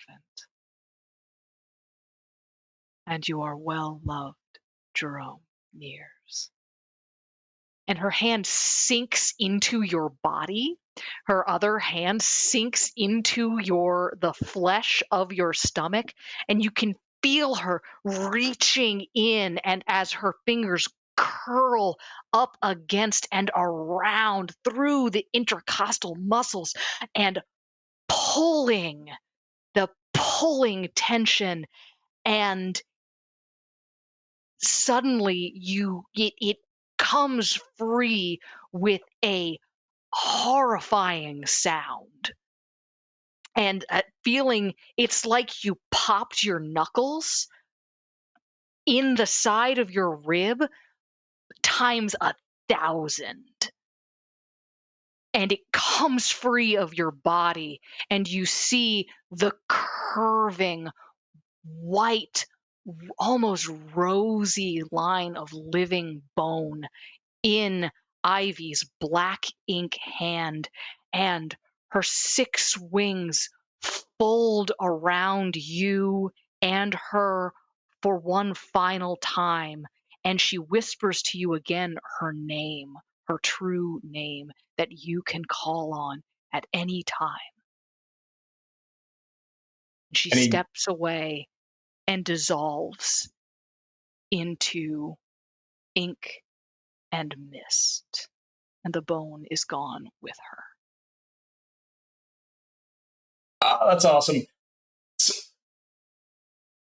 From Jerome's point of view, it was this enormous presence, this huge presence, and for her to come down and somehow be on his level to touch foreheads and speak to him in such a way that he's then familiar with. It's like in his mind trying to bring together this huge power and the person in his dreams that he has been so familiar with since childhood, early childhood. and the feeling of almost parental and almost like giving like almost being a peer at that moment of just being like, look, I'm touching my head to yours. You're filled with warmth. Like he's just so accepting of all of this and so pleased to be in this position, and it's incredible. And then the jarring, like having them reach into him and bring out and like grab one of his bones and crack it and take it out of him was both terrifying and also relieving that this person had just the power to be able to come out of nowhere and have this and can do that. Yeah, just It fucking was grip it, just baby. amazing. Slop that down, dude. So that Crack one for the big boy. Jerome is in awe and just stands there looking at where Ivy was. This was basically an ecstatic experience. Even the pain was the pain of meeting something greater, fundamentally more powerful than yourself, and giving yourself to it and having it give itself to you in return. I was Also, just gonna say, yep, we got a Was that $25 donation. Yep. I'm sorry. Thank you. Let me go back. Let There me we go. set Take my that again, timer. Della. Take that again. Take two. Take Yeah. two, ladies and gentlemen. I think that was Tracy. Thank you, Tracy. Thanks, Tracy. Thank you, Tracy.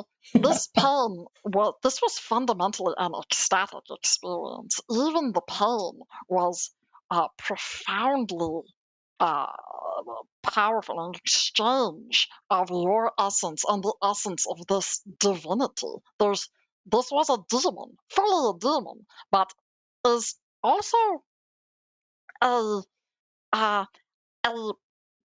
powerful, more powerful than Ace, but by far. Greater in scope and scale, by far. Oh yeah, Much greater Jerome's than never. anything you've ever seen at Snurch.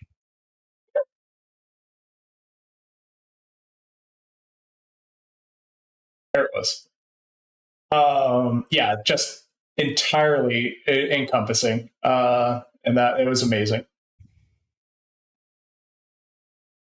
As you sort of come down from this, the whole community. Okay, all right, I can stop. The whole community around you like cheers. You kind of fall backwards and like, oh, your midsection, oh, your abdomen, it don't feel right. It does not feel right or normal to be doing things. And people come by and they're like, oh shit, man, a rib, damn. And like bring you over. They give you stuff to drink, like they give you water, they give you fruit juice, they give you basically now this sort of transitions from this like weird, like kind of awkward, goofy, like religious ritual to like this insanely potent magical thing. And then it just as strangely seems to kind of transition almost into like a potluck barbecue where everyone, like, there's a cake with your name on it. Like, everyone here, even those people you don't know well, are like just so happy that you're here. And then there's a woman who comes in, and you realize that this is the woman who'd been speaking the names, been speaking Ivy's names, comes up and shakes your hand and says, Jerome, I'm so happy to see you here. I'm so thrilled that you're here with us. I've been wanting to meet you. I'm Tia. Oh, Tia. It's pardon me. I'm sorry. It's really nice to meet you. And just in case people have forgotten, this woman has long, straight black hair, sort of olive toned skin, and is the woman who helped Penny hold the limes in her dream. And on that note, we will end tonight's session. Woo! Thank you all for being here tonight. This has been a live from the Apocalypse production where we are really, really leaning on the apocalypse part of things. I have been your GM, Della Collins. You can find me here at Live from the Apocalypse every other week running this game, and on Thursdays as Rachel Blauhair in Redacted. Everybody else, let's close out. Bedlam, tell us where we can find you. You can find me right here. So it's every 2 weeks, and finding out more about Jerome. So I'm really excited about that. So yeah, please come back.